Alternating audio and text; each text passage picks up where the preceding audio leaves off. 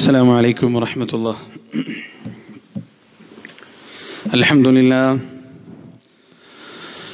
لله الذي هدانا لهذا وما كنا لنهتدي لولا أن هدانا الله ونشهد أن لا إله إلا الله وحده لا شريك له ونشهد أن محمدا عبده ورسوله أرسله بالهدى ودين الحق ليظهره على الدين كله ولو كره المشركون.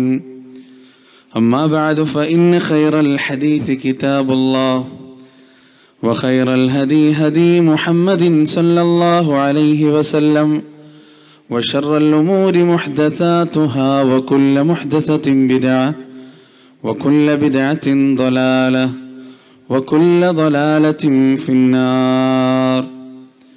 يا أيها الذين آمنوا اتقوا الله حق تقاته ولا تموتن إلا وأنتم مسلمون.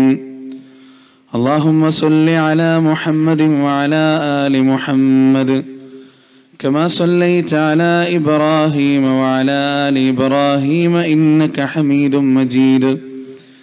اللهم بارك على محمد وعلى آل محمد كما باركت على إبراهيم وعلى آل إبراهيم إنك حميد مجيد. أعوذ بالله من الشيطان الرجيم. ولقد خلقنا الإنسان ونعلم ما توسوس به نفسه ونحن أقرب إليه من حبل الوريد. رب اشرح لي صدري ويسر لي أمري واحلل عقدة من لساني يفقهوا قولي. പ്രിയപ്പെട്ട വിശ്വാസിനികളെ, അള്ളാഹുവിൻ്റെ നിയമങ്ങളും നിർദ്ദേശങ്ങളും ജീവിതത്തിൻ്റെ എല്ലാ മേഖലകളിലും കഴിവിൻ്റെ പരമാവധി സൂക്ഷിച്ച് പാലിച്ച് അനുസരിച്ച് ജീവിക്കണേ എന്ന് തുടക്കത്തിൽ ഉണർത്തുകയാണ്. നശ്വരമായ ഈ ലോക ജീവിതത്തിൻ്റെ ഓരോ നോക്കുകൾക്കും വാക്കുകൾക്കും അള്ളാഹുവിൻ്റെ കോടതിയിൽ ഉത്തരം പറയേണ്ടതുണ്ടെന്നും നാളിതുവരെ സമ്പാദിച്ച സമ്പാദ്യങ്ങൾക്കോ സന്താനങ്ങൾക്കോ സ്നേഹബന്ധങ്ങൾക്കോ സ്ഥാനമാനങ്ങൾക്കോ സമൂഹങ്ങൾക്കോ സംഘടനകൾക്കോ സൽപ്പേരുകൾക്കോ അള്ളാഹുവിൻ്റെ കോടതിയിൽ നമ്മെ തുണക്കുവാനോ നമുക്ക് വേണ്ടി ശുപാർശ ചെയ്യുവാനോ നമ്മുടെ തെറ്റുകുറ്റങ്ങൾ ഏറ്റെടുക്കുവാനോ സാധിക്കുകയില്ല എന്നും സ്നേഹത്തിൻ്റെ ഭാഷയിൽ സ്വന്തത്തെയും നിങ്ങളെയും ഓർമ്മപ്പെടുത്തട്ടെ.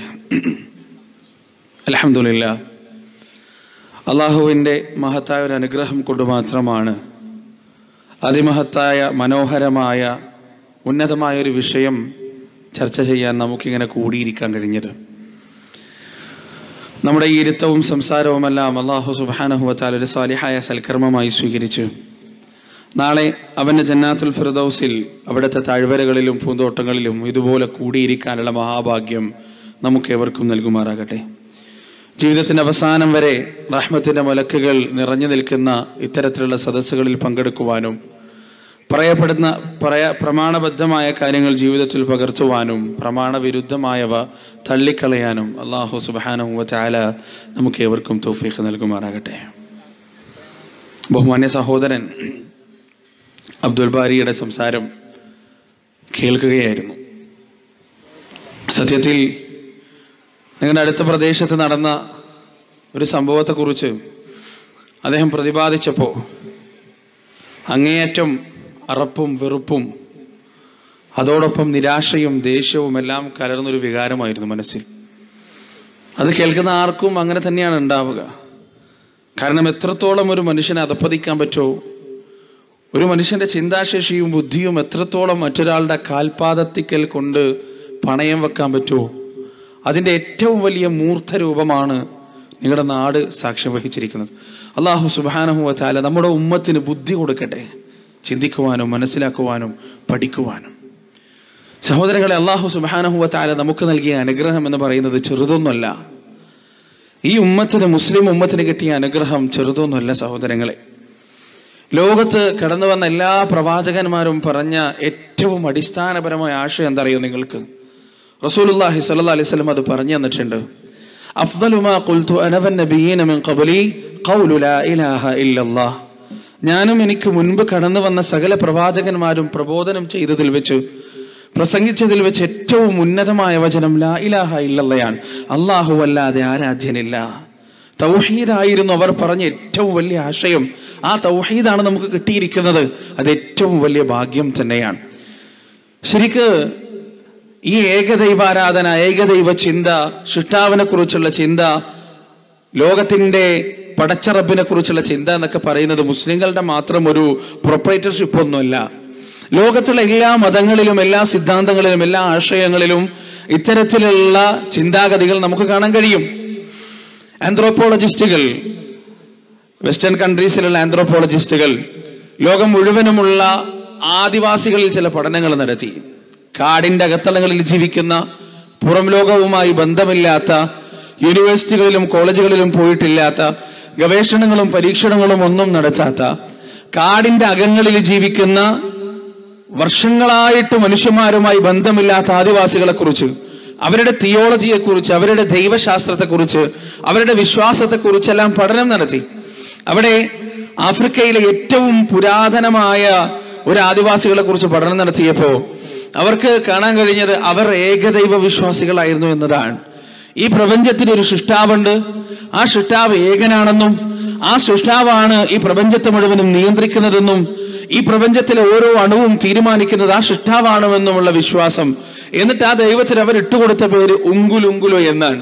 കേൾക്കുമ്പോൾ എനിക്കും നിങ്ങൾക്കും ചിരി വരുമെങ്കിലും അവരുടെ ഏകനായ സൃഷ്ടാവിന് അവർ ഇട്ടുകൊടുത്ത പേരാണത്. പല പേരുകളിലും പല നാമങ്ങളിലും. ഈ പ്രപഞ്ചത്തെ മുഴുവനും സൃഷ്ടിച്ചിരിക്കുന്നത്, പരിപാലിക്കുന്നത് ഒരു ശക്തിയാണെന്നുള്ള വിശ്വാസം എല്ലാ മതവേദ ഗ്രന്ഥങ്ങളിലും നമുക്ക് കാണാൻ കഴിയും. ഹൈന്ദവ വേദ ഗ്രന്ഥങ്ങളിൽ കാണാം, ബൈബിളിൽ കാണാം.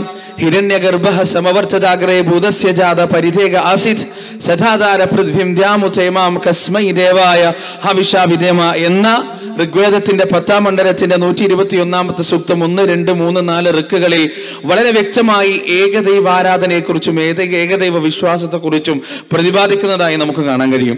അതുപോലെ തന്നെ ബൈബിളിന്റെ മാർക്കോസിന്റെ സുവിശേഷം 12-ാം അധ്യായം 29-ാമത്തെ വചനത്തിലും, ഉൽപ്പത്തിയുടെ 10-ാം അധ്യായം 4-ാമത്തെ വചനത്തിലും, മത്തായിയുടെ 26-ാം അധ്യായം 39-ാമത്തെ വചനത്തിലുമെല്ലാം ഈ ലോകത്തുള്ള ഒന്നിന്റെയും പ്രതിമയുണ്ടാക്കുവാനോ അതിന്റെ മുന്നിൽ ആരാധനാ നിരതനാകുവാനോ അതിനെ ആരാധിക്കുവാനോ വിളിച്ചതാനോ തേടാനോ പാടില്ല.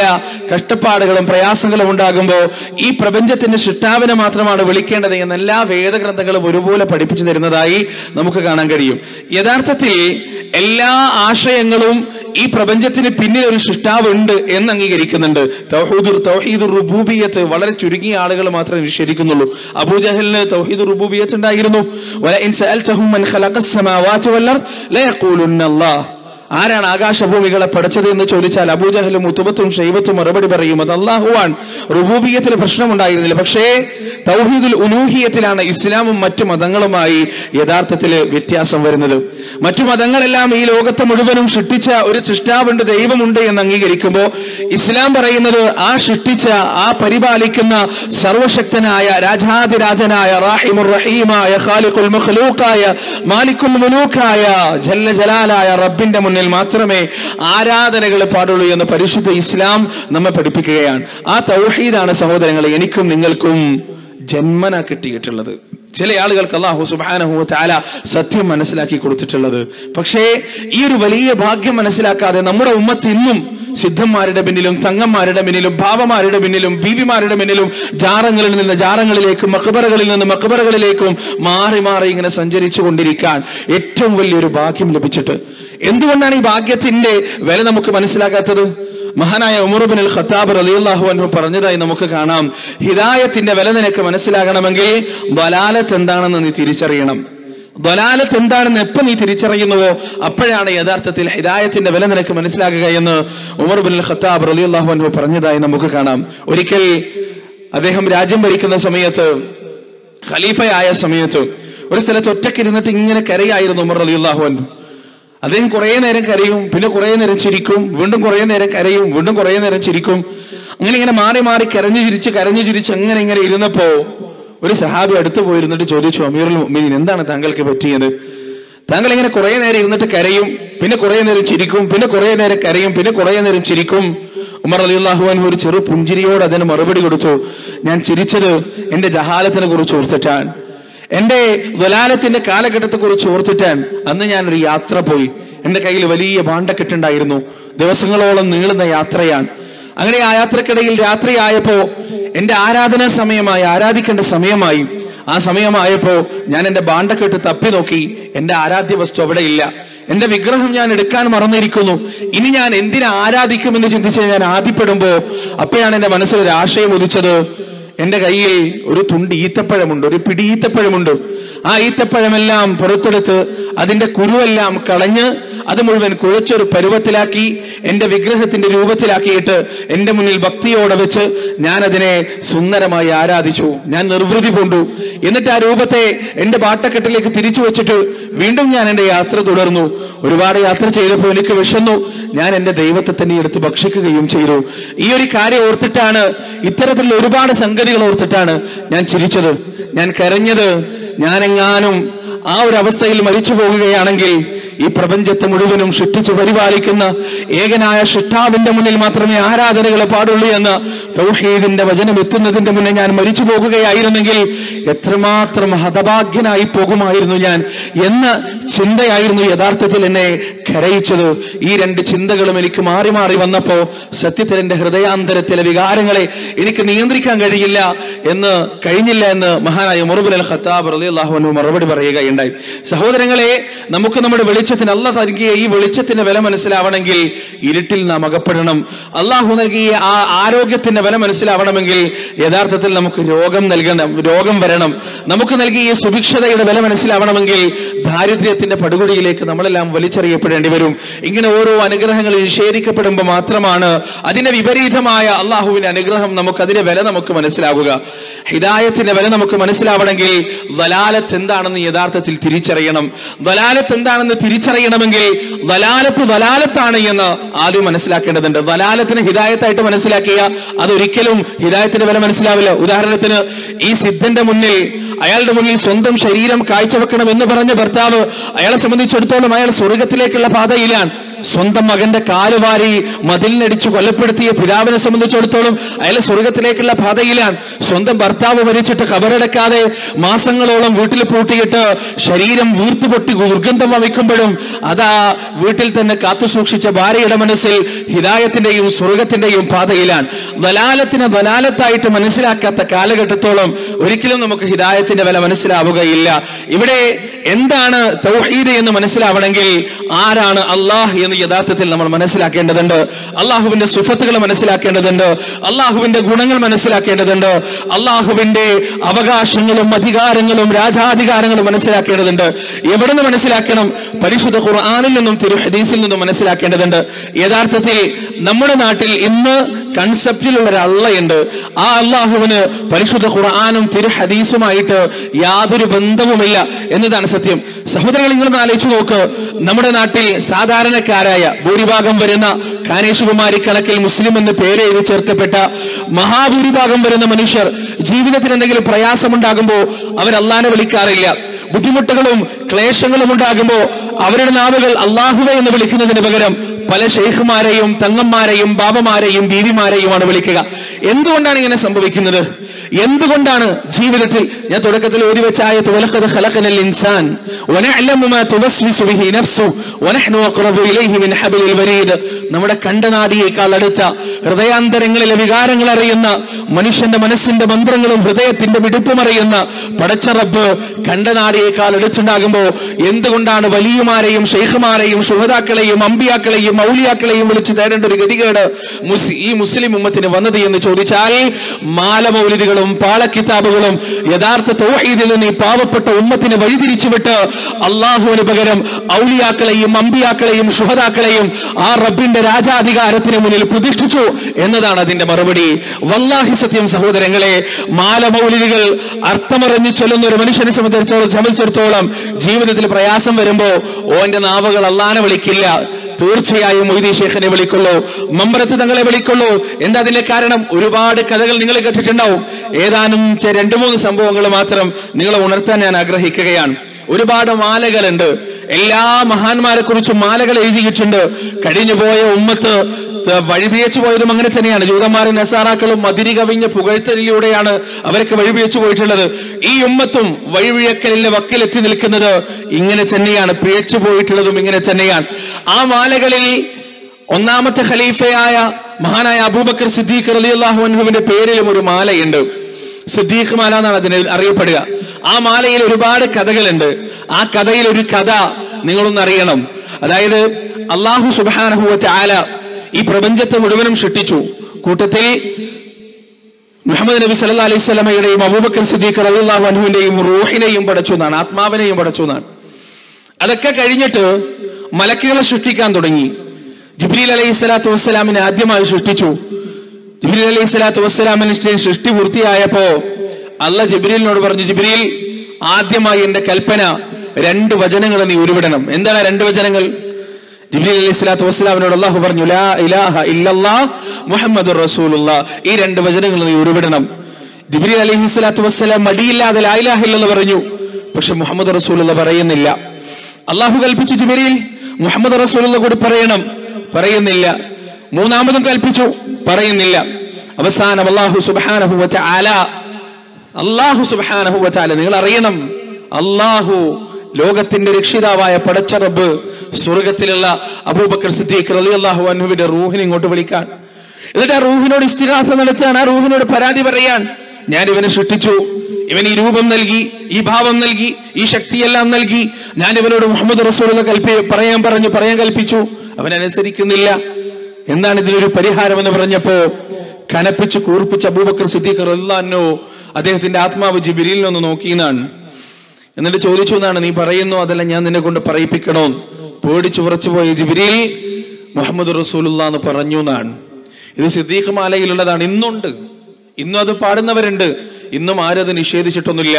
കേരളക്കരയിലെ ഭൂരിപക്ഷം വരുന്ന ആളുകൾ അത് ഇന്നും തെറ്റാണെന്ന് പറഞ്ഞിട്ടില്ല, സമ്മതിച്ചിട്ടില്ല. ഇനിയും ഒരുപാട് കഥകൾ. പക്ഷെ നിങ്ങൾ ഒന്നറിയണോ, മുജാഹിദ് പ്രസ്ഥാനത്തിന്റെ നവോത്ഥാന പ്രവർത്തനത്തിന്റെ ഫലമായി പല കഥകളും പുതിയ എഡിഷനുകളിൽ എടുത്തു മാറ്റപ്പെട്ടിട്ടുണ്ട് എന്നതാണ് സത്യം.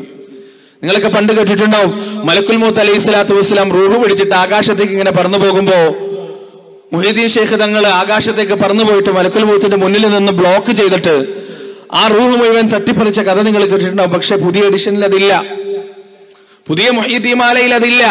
പക്ഷേ ഒരുപാട് മനുഷ്യന്മാർ ആ കഥയൊക്കെ വായിച്ചിട്ട് ജീവിപ്പിക്കാനും മരിപ്പിക്കാനും പടച്ചവന്റെ തീരുമാനത്തിൽ നിന്ന് തടയാനും കഴിവുള്ള ഷെയ്ഖാണ് മുഹീദ്ദീൻ ഷെയ്ഖ് എന്ന് വിശ്വസിച്ചിട്ട് കാലം കഴിച്ചിട്ടുണ്ട്. അവരുടെയൊക്കെ അവസ്ഥ അല്ലാഹു അലം. സഹോദരങ്ങളെ, എന്താണ് ഈ കഥ? മുഹീദ്ദീൻ ഷെയ്ഖിന്റെ ഒരു മുരീദിന്റെ റൂഹ് പിടിച്ചിട്ട് മലക്കുൽ മൗത്ത് പോയി. ഈ മുരീദിന്റെ ഉമ്മ വന്നിട്ട് മുഹീദ്ദീൻ ഷെയ്ഖിനോട് പരാതി പറഞ്ഞു. അവസാനം മുഹീദ്ദീൻ ഷെയ്ഖ് റഹിമഹുല്ലാ ആകാശത്തേക്ക് പറക്കാൻ. അപ്പോഴേതാ മലക്കുൽ മൗത്ത് അന്ന് പിടിച്ച റൂഹ് മുഴുവൻ കൊട്ടയിലിട്ടുകൊണ്ട് ആകാശത്തേക്ക് അങ്ങനെ പോകുകയാണ്. മലക്കുൽ മൗത്തിന്റെ മുന്നിൽ നിന്നിട്ട് മുഹീദ്ദീൻ ഷെയ്ഖ് പറയുകയാണ്, എന്റെ മുരീദിന്റെ റൂഹ് എന്റെ അനുവാദമില്ലാതെ കൊണ്ടുപോകാൻ നിന്നോട് ആരാണ് പറഞ്ഞത്? അതുകൊണ്ട് എന്റെ മുരീദിന്റെ റൂഹ് തിരിച്ചു തരണമെന്ന് പറഞ്ഞപ്പോ മലക്കുൽ മൗത്ത് മറുപടി പറയുകയാണ്, അള്ളാഹുവിന്റെ കൽപ്പന പ്രകാരമാണ് ഞാൻ റൂഹ് പിടിച്ചത്, അത് തിരിച്ചു തരാൻ യാതൊരു നിവൃത്തിയുമില്ല. അവസാനം മുഹീദ്ദീൻ ഷെയ്ഖ് ആ കയ്യിലുള്ള മലക്കുൽ മൗത്തിന്റെ കയ്യിലുള്ള റൂഹിന്റെ കൊട്ടയങ്ങോട്ട് തട്ടുകയാണ്. ആ കൊട്ടയിൽ നിന്ന് അന്ന് പിടിച്ച റൂഹ് മുഴുവൻ ഇളകിപ്പോകുകയാണ്. എന്നിട്ട് ആ റൂഹ് മുഴുവൻ ഈ ദുനിയാവിലേക്ക് തിരിച്ചു വരികയാണ്. അന്ന് മരിച്ച ആള് മുഴുവനും ജീവിക്കുകയാണ്. വേദനയോടുകൂടി സങ്കടത്തോടുകൂടി അള്ളാന്റെ മുന്നിലേക്ക് പറന്നുപോയി മലക്കുൽ മൗത്ത് അലൈഹി സ്വലാത്തു വസ്സലാം പരാതി പറയുകയാണ്, പടച്ചോനെ, ഇന്ന് മുഴുവൻ ഞാൻ കഷ്ടപ്പെട്ട് പ്രയാസപ്പെട്ട് പിടിച്ച റൂഹ് മുഴുവൻ ഇതാ അങ്ങയുടെ ഷെയ്ഖ് തട്ടിപ്പറിച്ചിരിക്കുന്നു, കൊള്ളയടിച്ചിരിക്കുന്നു. ആ സമയത്ത് പടച്ചോൻ പറഞ്ഞ മറുപടി എന്താണെന്നറിയോ? ഒരു റൂഹിനല്ലേ ജീലാനി തങ്ങൾ നിന്നോട് ചോദിച്ചിട്ടുള്ളൂ, ആ ഒരു റൂഹ് നീ കൊടുത്തിരുന്നെങ്കിൽ ഇന്ന് പിടിച്ച റൂഹ് മുഴുവൻ നഷ്ടപ്പെടുത്തേണ്ടിയിരുന്നോ എന്ന് പടച്ചോൻ തിരിച്ചു ചോദിച്ചു എന്നാണ്. ഇങ്ങനെയുള്ള ഒരുപാട് കഥകൾ, ഈ കഥകളിലൂടെയാണ് യഥാർത്ഥത്തിൽ മുസ്ലിം ഉമ്മത്ത് അള്ളാനെ പരിചയപ്പെട്ടത് എന്നതാണ് ഏറ്റവും വലിയ ഈ ഉമ്മത്തിന്റെ ദുരന്തം. കല്യാണം കഴിച്ചിട്ട് ഒരുപാട് വർഷമായിട്ടും കുട്ടിയാവാത്ത ഒരു പെണ്ണ് ഒരു വലിയ വലിയന്റെ മുന്നിൽ വന്നിട്ട് പരാതി പറയണം, എനിക്കൊരു കുട്ടി ഉണ്ടാവോ? ക്ഷണത്തില് വലിയ ആകാശത്തേക്ക് നോക്കിയിട്ട് പടച്ചോനോട് പറയാണ്, പടച്ചോനെ കുട്ടിനെ കൊടുക്ക്. പടച്ചോൻ പറയാണ്, അല്ല പറയാനില്ല, കൊടുക്കാൻ പറ്റൂല, പ്രയാസാണ്. ലൗഹുൽ മഹ്ഫൂദിൽ അവൾക്ക് കുട്ടി ഇല്ല എന്നാണ് ഞാൻ എഴുതി വെച്ചത്, ഇനി കൊടുക്കാൻ യാതൊരു നിവൃത്തിയുമില്ല. തന്റെ തലപ്പാവ് ഊരിയിട്ട് ആകാശത്തേക്ക് എറിഞ്ഞിട്ട് ഒന്നാമത്തെ ആകാശവും രണ്ടാമത്തെ ആകാശവും മൂന്നാമത്തെ ആകാശവും നാലാമത്തെ ആകാശവും അഞ്ചാമത്തെ ആകാശവും കിടന്ന് 7ാം ആകാശത്തിൽ പോയി ലൗഹുൽ മഹ്ഫൂദിലെ പടച്ചവൻ എഴുതി ചേർത്ത് വിധി വായിച്ചിട്ട് താഴേക്ക് വന്ന് ആ തലപ്പാവ് ഇങ്ങനെ പിടിച്ചിട്ട് ഈ ഷെയ്ഖ് ഇങ്ങനെ പടച്ചവനോട് ചോദിക്കാണ്, പടച്ചവൻ ഇനി കൊടുക്കാൻ പറ്റുമോ കുട്ടനെ? അപ്പൊ അള്ളാഹ് മറുപടി പറയാണ്, കൊടുക്കാം, 1 അല്ല 7 ഇനി കൊടുക്കാം, ലൗഹുൽ മഹ്ഫൂദിലെ വിധി മാനിയല്ലേ, ഇനി കുഴപ്പമൊന്നുമില്ല. ഇങ്ങനെയുള്ള കഥകളിലൂടെയാണ് യഥാർത്ഥത്തിൽ ഈ ഉമ്മത്ത്, ഈ ഖൗമ് അള്ളാഹുവിനെ മനസ്സിലാക്കിയത്. അതുകൊണ്ട് തന്നെ പ്രയാസത്തിലും ബുദ്ധിമുട്ടിലും അള്ളാഹ് എന്ന് വിളിക്കാൻ അവരുടെ മനസ്സ് അവരെ സമ്മതിച്ചില്ല, അവരുടെ ഹൃദയം അവരെ സമ്മതിച്ചില്ല. മറിച്ച് ആ റബ്ബിന്റെ മുന്നിൽ കൽപ്പന പുറപ്പെടുവിക്കാനും ആ നാഥിന്റെ മുന്നിൽ ആജ്ഞാപൂർവം പെരുമാറാനുമുള്ള ശക്തിയുള്ള വലിയകളുടെ പേരുകളാണ് യഥാർത്ഥത്തിൽ അവർക്ക് പ്രയാസങ്ങളും ബുദ്ധിമുട്ടുകളും ഉണ്ടായപ്പോ അവരുടെ നാവുകൾ മന്ത്രിച്ചത്. അതിനവരെ തെറ്റു പറയാൻ കഴിയില്ല. അറബി പഠിപ്പിക്കാതെ പരിശുദ്ധ ഖുർആനിന്റെയും തിരുഹദീസിന്റെയും താളുകളിലേക്ക് കണ്ടുപോകുന്നതിൽ നിന്ന് വളരെ ജാഗരൂകരായി അവരെ തടഞ്ഞ ഈ നാട്ടിലെ പുരോഹിത പരിശീലുണ്ടല്ലോ, നൂറ്റാണ്ടുകളോളം അന്ധകാരത്തിന്റെ കരിമ്പടത്തിൽ ഈ ഉമ്മത്തിനെ തിളച്ച ഈ പുരോഹിത വർഗം യഥാർത്ഥ പടച്ചവൻ എന്താണ്, യഥാർത്ഥ അല്ലാഹു എന്താണെന്ന് ഈ ഉമ്മത്തിനെ പഠിപ്പിച്ചില്ല. സഹോദരങ്ങളെ, ഈ മാലമൗലിദുകളിൽ നിന്ന് പരിശുദ്ധ ഖുർആൻ പഠിപ്പിക്കുന്ന അല്ലാഹുവിലേക്ക് എത്തുമ്പോ അവിടെയാണ് യഥാർത്ഥമായ നൂറിലേക്ക്, മിനൽ ദുലുമാതി ഇലൻ നൂർ, യഥാർത്ഥമായ നൂറിലേക്ക്, അന്ധകാരങ്ങളിൽ നിന്ന് റബ്ബിന്റെ പ്രകാശത്തിലേക്ക് ഞാനും നിങ്ങളും എത്തിച്ചേരുന്നത്. കൂച്ചുവിലങ്ങുകളില്ലാത്ത, ചങ്ങലകളില്ലാത്ത, കരിമ്പടങ്ങളില്ലാത്ത, എല്ലാ തരത്തിലുള്ള അന്ധകാരങ്ങളെയും കീറിമുറിച്ച 1400 കൊല്ലമായി അജയ്യമായി നിലനിൽക്കുന്ന പരിശുദ്ധ ഖുർആനിന്റെ യഥാർത്ഥമായ നൂറിലേക്ക് നാം എത്തുമ്പോ അവിടെ ആരാണ് യഥാർത്ഥത്തിൽ അള്ളാഹ് എന്ന് നാം പരിചയപ്പെടുത്തുന്നു. പരിശുദ്ധ ഖുർആനിന്റെ ആയത്തിലൂടെ അള്ളാഹു അവനെ തന്നെ പരിചയപ്പെടുത്തുന്നത് നമുക്ക് കാണാം. അള്ളാഹ് പറയുകയാണ്, അല്ലാഹു ലാ ഇലാഹ ഇല്ലാ ഹുവൽ ഹയ്യുൽ ഖയ്യൂം لا تأخذه سنة ولا نوم له ما في السماوات وما في الأرض من ذا الذي يشفع عنده إلا بإذنه يعلم ما بين أيديهم وما خلفهم ولا يحيطون بشيء من علمه إلا بما شاء وسع كرسيه السماوات والأرض ولا يؤوده حفظهما وهو العلي العظيم. الله لا إله إلا هو അവനല്ലാതെ ആരാധനയില്ല. ഹയ്യുൽ ഖയ്യൂം, അവൻ എന്നും ജീവിച്ചിരിക്കുന്നവനാണ്. ലാ തഅഖുദുഹു സിനതുൻ വലാ നൗം, അവനെ ഉറക്കമോ മയക്കമോ ഒരിക്കലും പിടികൂടുകയില്ല. ലഹു മാ ഫിസ് സമാവാതി വമാ ഫിൽ അർദ്, പരന്നു കിടക്കുന്ന ആകാശത്തിന്റെ അനന്തതയുടെ രാജാധിരാജൻ അവനാണ്. ഈ ഭൂമിയും ആകാശങ്ങളും സൂര്യനും ചന്ദ്രനും നക്ഷത്രങ്ങളും പറവകളും മത്സ്യങ്ങളും പറപ്രാണികളുമെല്ലാം ഈ സർവചരാചരങ്ങളും അവന്റെ നിയന്ത്രണത്തിലാണ്, അവന്റെ സ്വന്തമാണ്. മന്ദല്ലദീ യശ്ഫഉ ഇൻദഹു ഇല്ലാ ബിഇദ്നിഹി യഅലമു മാ ബൈന ഐദീഹിം വമാ ഖൽഫഹും വലാ യുഹീതൂന ബിശൈഇൻ മിൻ ഇൽമിഹി ഇല്ലാ ബിമാ ശാ. അവന്റെ അനുവാദമില്ലാതെ, അവന്റെ സമ്മതമില്ലാതെ, അവന്റെ സവിധത്തിൽ ശുപാർശ ചെയ്യാൻ ആരാണുള്ളത്? അവൻ ഉദ്ദേശിക്കുന്നതല്ലാതെ അവന്റെ അറിവിൽ നിന്ന് നേടിയെടുക്കാൻ നിങ്ങൾക്കൊരിക്കലും കഴിയില്ല. ആകാശഭൂമികളുടെ എല്ലാം സംരക്ഷണം അവനുള്ളതാണ്, അവന്റേതാണ് മഹത്തായ അർശ്. ആ അർശിന്റെയും ആകാശഭൂമികളുടെയും സംരക്ഷണം ഒരിക്കലും പടച്ചോനെ സംബന്ധിച്ചിടത്തോളം ഭാരമല്ല. വഹുവൽ അലിയ്യുൽ അദീം, അവൻ ഉന്നതനും മഹാനുഭവനുമാണ്. സൂറത്തുൽ ഹശ്റിന്റെ അവസാനത്തിൽ നമുക്ക് കാണാം, ഹുവല്ലാഹുൽ ലദീ ലാ ഇലാഹ ഇല്ലാ ഹു ആലിമുൽ ഗൈബി വശ്ശഹാദ ഹുവർ റഹ്മാനുർ റഹീം. അവനാകുന്നു അല്ലാഹ്, രഹസ്യങ്ങളും പരസ്യങ്ങളും അവന്റെ മുന്നിൽ ഒരുപോലെയാണ്. അവൻ രാജാതിരാജനാണ്, അവൻ പരമകാരുണികനും കരുണാനിധിയുമാണ്. ഹുവല്ലാഹുൽ ലദീ ലാ ഇലാഹ ഇല്ലാ ഹുവൽ മലിക്കുൽ ഖുദ്ദൂസ് അസ്സലാമുൽ മുഅ്മിനുൽ മുഹൈമിനുൽ അസീസുൽ ജബ്ബാറുൽ മുതകബ്ബിർ സുബ്ഹാനല്ലാഹി അമ്മാ അമ്മാ യുശ്രികൂൻ. അവനാകുന്നു അല്ലാഹ്, അവൻ രാജാതിരാജനാണ്, പരമപരിശുദ്ധനാണ്, പ്രതാപിയാണ്. അവന്റെ പരിശുദ്ധി വാഴ്ത്ത, അവന്റെ പരിശുദ്ധി ആകാശ ലോകത്തുള്ളത്, ആകാശഭൂമികൾക്കിടയിലുള്ളതെല്ലാം അവന്റെ അവദാനങ്ങളെ വാഴ്ത്തുകയാണ്.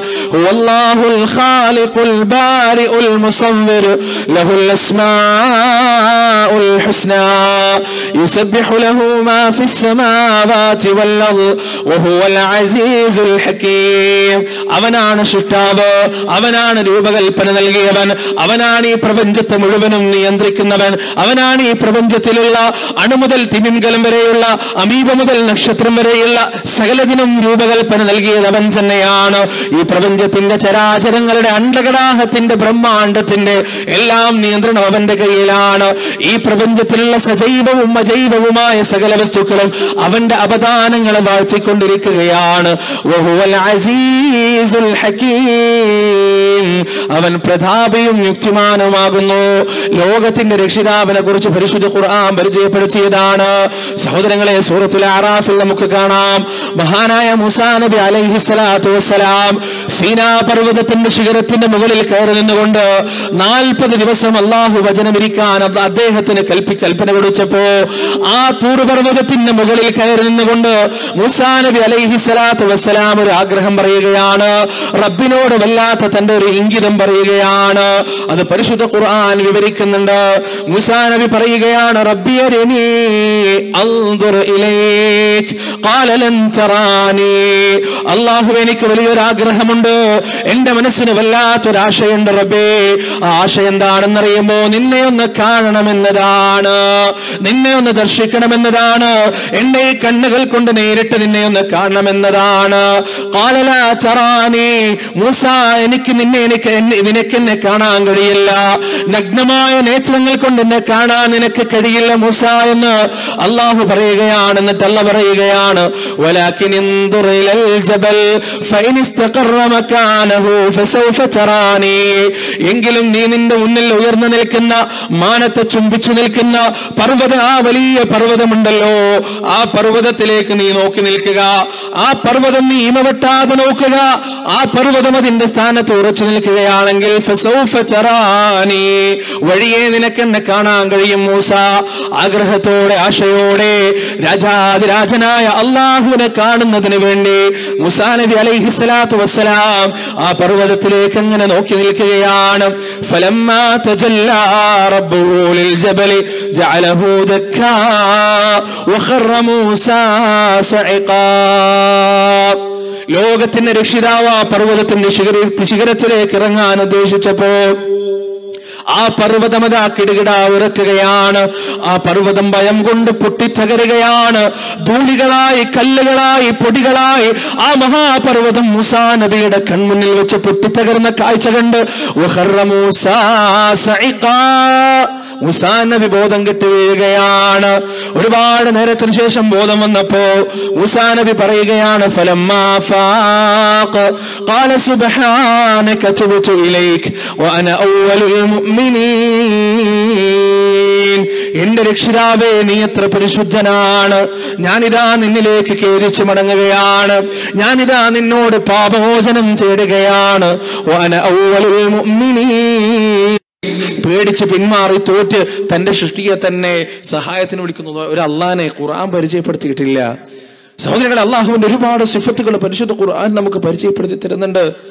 അല്ലാഹു സുബ്ഹാനഹു വ തആല സൂറത്തുൽ മാഇദയിൽ നമ്മോട് പറയാൻ, യഅലമൂ അന്നല്ലാഹ ശദീദുൽ ഇഖാബ് വ അന്നല്ലാഹ ഗഫൂറുർ റഹീം. യഅലമൂ, നിങ്ങൾ അറിയണേ, അന്നല്ലാഹ ശദീദുൽ ഇഖാബ്, നിശ്ചയം അല്ലാഹുവിന്റെ ശിക്ഷ കഠിന കഠോരം തന്നെയാണ്.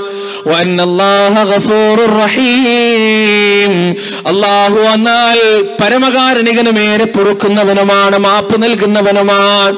സൂറത്ത് സുമറിലൂടെ അല്ലാഹു പറയുന്നു, നബ്ബി ഇബാദി അന്നി അനൽ ഗഫൂറുർ റഹീം വ അന്ന അദാബി ഹുവൽ അദാബുൽ അലീം.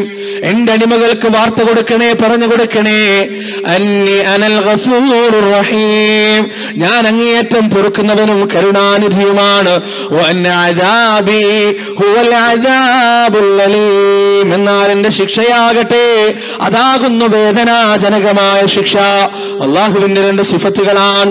അള്ളാഹിന്റെ ശിക്ഷയെ കുറിച്ച് പരിശുദ്ധ ഖുർആനിൽ ഒരുപാട് സ്ഥലങ്ങളിൽ നമുക്ക് ഉണർത്തി തന്നതായി നമുക്ക് കാണാം. രണ്ട് രീതിയിലാണ് അള്ളാഹുവിന്റെ ശിക്ഷ. സൂറത്ത് സജ്ദയിൽ നമുക്ക് കാണാം, വലനുദീഖന്നഹും മിനൽ അദാബിൽ അദ്നാ ദൂനൽ അദാബിൽ അക്ബർ ലഅല്ലഹും യർജിഊൻ.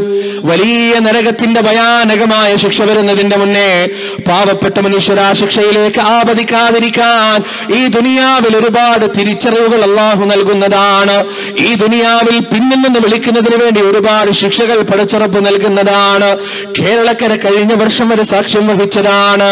അള്ളാഹുവിന്റെ അദാബ് കടന്നു വരുമ്പോ, അള്ളാഹുവിന്റെ ശിക്ഷ കടന്നു വരുമ്പോ ആ ശിക്ഷയ്ക്ക് മുന്നിൽ വിനയാന്വിതരായി നിസ്സഹായരായി തോറ്റുപോയവരായി ആ ശിക്ഷയെ ഏറ്റെടുക്കാനല്ലാതെ മനുഷ്യവർഗത്തിനെ കൊണ്ട് മറ്റൊന്നും പറ്റില്ല. സഹോദരങ്ങളെ, 2004 സുനാമി ഉണ്ടായപ്പോ ലോകത്തിന്റെ പല ഭാഗങ്ങളിലേക്കും രാക്ഷസ തിരമാലകൾ ആർത്തലച്ചു വന്ന് നക്കിത്തുടച്ചപ്പോ ഒരുപാട് മനുഷ്യന്മാരുടെ ഇളമേനികൾ കൊണ്ട് കടലിന്റെ ആഴങ്ങളിലുള്ള ഭീമാകാരങ്ങളായ മത്സ്യങ്ങൾ അത്താഴമുണ്ടപ്പോ ആ സുനാമിയുടെ മുന്നിൽ ഒരു ഭൂകമ്പ മാപ്പിനിയും പ്രവർത്തിച്ചില്ല. മനുഷ്യൻ വികസിപ്പിച്ചെടുത്തൊരു സാങ്കേതിക വിദ്യയും പ്രവർത്തിച്ചില്ല. മനുഷ്യന്റെ ഒരു കരവിരുന്നും അവിടെ പ്രവർത്തിച്ചില്ല. അള്ളാന്റെ അദാബ് വരുമ്പോ എവിടെയും അത് തന്നെയാണ്. സഹോദരങ്ങളെ, കേരളക്കര കഴിഞ്ഞ വർഷം സാക്ഷ്യം വഹിച്ചതാണ്. വീടുകളുടെ 1ാമത്തെ നിലയും 2ാമത്തെ നിലയും ടെറസിനടിയിലായപ്പോ നിസ്സഹായരായിക്കൊണ്ട് ആ ടെറസിന്റെ മുകളിൽ കയറിക്കൊണ്ട് പൊങ്ങി വരുന്ന വെള്ളത്തിന്റെ അളവ് നോക്കി നിലവിളിച്ച ഒരുപാട് മനുഷ്യന്മാരെ അക്ഷരാർത്ഥത്തിൽ മാധ്യമത്തിലൂടെ നമ്മൾ കണ്ടതാണ്.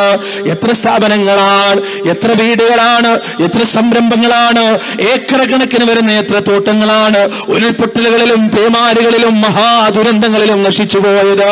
അടിമാലിയിൽ മരിച്ചുപോയ 2 പിഞ്ചു പൈതങ്ങളുടെ ഓർമ്മ ഇന്ന് വരെ നമുക്ക് നമ്മുടെ മനസ്സിൽ മരിച്ചിട്ടുണ്ടാവില്ല, മറഞ്ഞു പോയിട്ടുണ്ടാവില്ല. രാത്രി തലേന്ന് രാത്രി മണ്ണ് മൂടിക്കൊണ്ട് ഉരുൾപൊട്ടലുണ്ടായി. ആ വീടിന്റെ അകത്തേക്ക് മണൽത്തിട്ടകൾ ഇടിച്ചു കയറി രാവിലെ JCB കൊണ്ടുവന്ന് ആ മണൽത്തരികൾ ഓരോന്നായി മാറ്റുന്ന സമയത്ത് ആ മുറിക്കകത്തവരെ കണ്ട കാഴ്ച 7ഉം 9ഉം വയസ്സുള്ള 2 പിഞ്ചോ മനപ്പൈതങ്ങൾ, 7ഉം 9ഉം വയസ്സുള്ള 2 പെൺകുട്ടികൾ കെട്ടിപ്പിടിച്ച് കിടന്നുറങ്ങുന്നതാണ്. അവരെ നെഞ്ചോട് ചേർത്ത് പിടിച്ചുകൊണ്ട് അവരുടെ പിതാവും കിടന്നുറങ്ങുകയാണ്. ആ കട്ടിലിന്റെ തൊട്ടപ്പുറത്ത് അവരുടെ മാതാവും മരിച്ചു കിടക്കുകയാണ്. സഹോദരങ്ങളെ, ആ വീട്ടിലൂടെ നിങ്ങളൊന്ന് നടക്കുകയാണെങ്കിൽ അവിടെ ചില കാഴ്ചകൾ നിങ്ങൾക്ക് കാണാൻ കഴിയും. ആ വീടിന്റെ സെൻട്രൽ ഹാളിന്റെ ടേബിളിന്റെ മുകളിൽ പക്ഷേ ചെറിയ 2 ബാഗുകൾ നിങ്ങൾ കണ്ടേക്കാം. തലേന്ന് രാത്രി രാവിലെ സ്കൂളിലേക്ക് പോകുവാൻ വേണ്ടി നാളത്തെ സ്കൂളിന്റെ ടൈം ടേബിൾ അനുസരിച്ച് ആ ബാഗിന്റെ അകത്തേക്ക് പുസ്തകങ്ങൾ എടുത്തു വെച്ചിട്ടായിരിക്കാം ഒരുപക്ഷെ ആ പിഞ്ചോമനകൾ കിടന്നുറങ്ങിയത്. സഹോദരങ്ങളെ, അവിടെ അടുക്കളയിലേക്ക് പോയാൽ രാവിലെ തന്നെ മക്കൾ സ്കൂളിലേക്ക് പോകുമ്പോ അവരുടെ വായിലേക്ക് വെച്ചു കൊടുക്കുന്നതിന് വേണ്ടി ദോശ ചുടാനോ നാസ്ത ഉണ്ടാക്കുന്നതിന് വേണ്ടിയോ അരി പോലും ഒരുപക്ഷെ ഈ ഉമ്മ അവർ അരച്ചു വെച്ചിട്ടുണ്ടാകാം. അവിടുന്ന് ഇങ്ങോട്ട് റൂമിലേക്ക് വന്നു കഴിഞ്ഞാൽ രാവിലെ ജോലിക്ക് പോകുമ്പോ തന്റെ പ്രിയപ്പെട്ട ഭർത്താവിന് എടുത്തടിയുന്നതിന് വേണ്ടി അലക്കിത്തേച്ച് ഇസ്ത്രി ഇട്ട് വെച്ച വസ്ത്രം അവിടെ നിങ്ങൾക്ക് കാണാം. ഇതെല്ലാം അവർ ചെയ്യുന്ന സമയത്ത് നാളെ രാവിലത്തെ സൂര്യോദയം ഒരിക്കലും ഞങ്ങൾ കാണില്ല. ഈ കെട്ടിപ്പിടിച്ചുറങ്ങുന്ന ഞങ്ങളെ ലോകം മുഴുവൻ സാക്ഷ്യം വഹിക്കും. ഞങ്ങൾക്ക് വേണ്ടി ഇതുവരെ അറിഞ്ഞിട്ടില്ലാത്ത, കാണാത്ത, കേൾക്കാത്ത, അറിയാത്ത ഒരുപാട് മനുഷ്യ മനസ്സുകൾ പിടയും, ഒരുപാട് ആളുകളുടെ കണ്ണുകൾ നിറയുമെന്ന് ഒരിക്കലും ആ പിഞ്ചോമന പൈതങ്ങൾ വിചാരിച്ചിട്ടുണ്ടാവില്ല.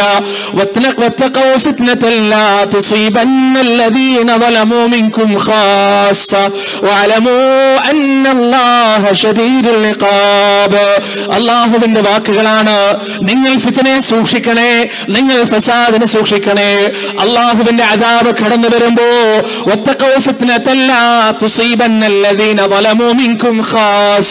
നിങ്ങളിൽ അക്രമം പ്രവർത്തിച്ചവരെ മാത്രമല്ല ഒരിക്കലും ശിക്ഷ പിടികൂടുക.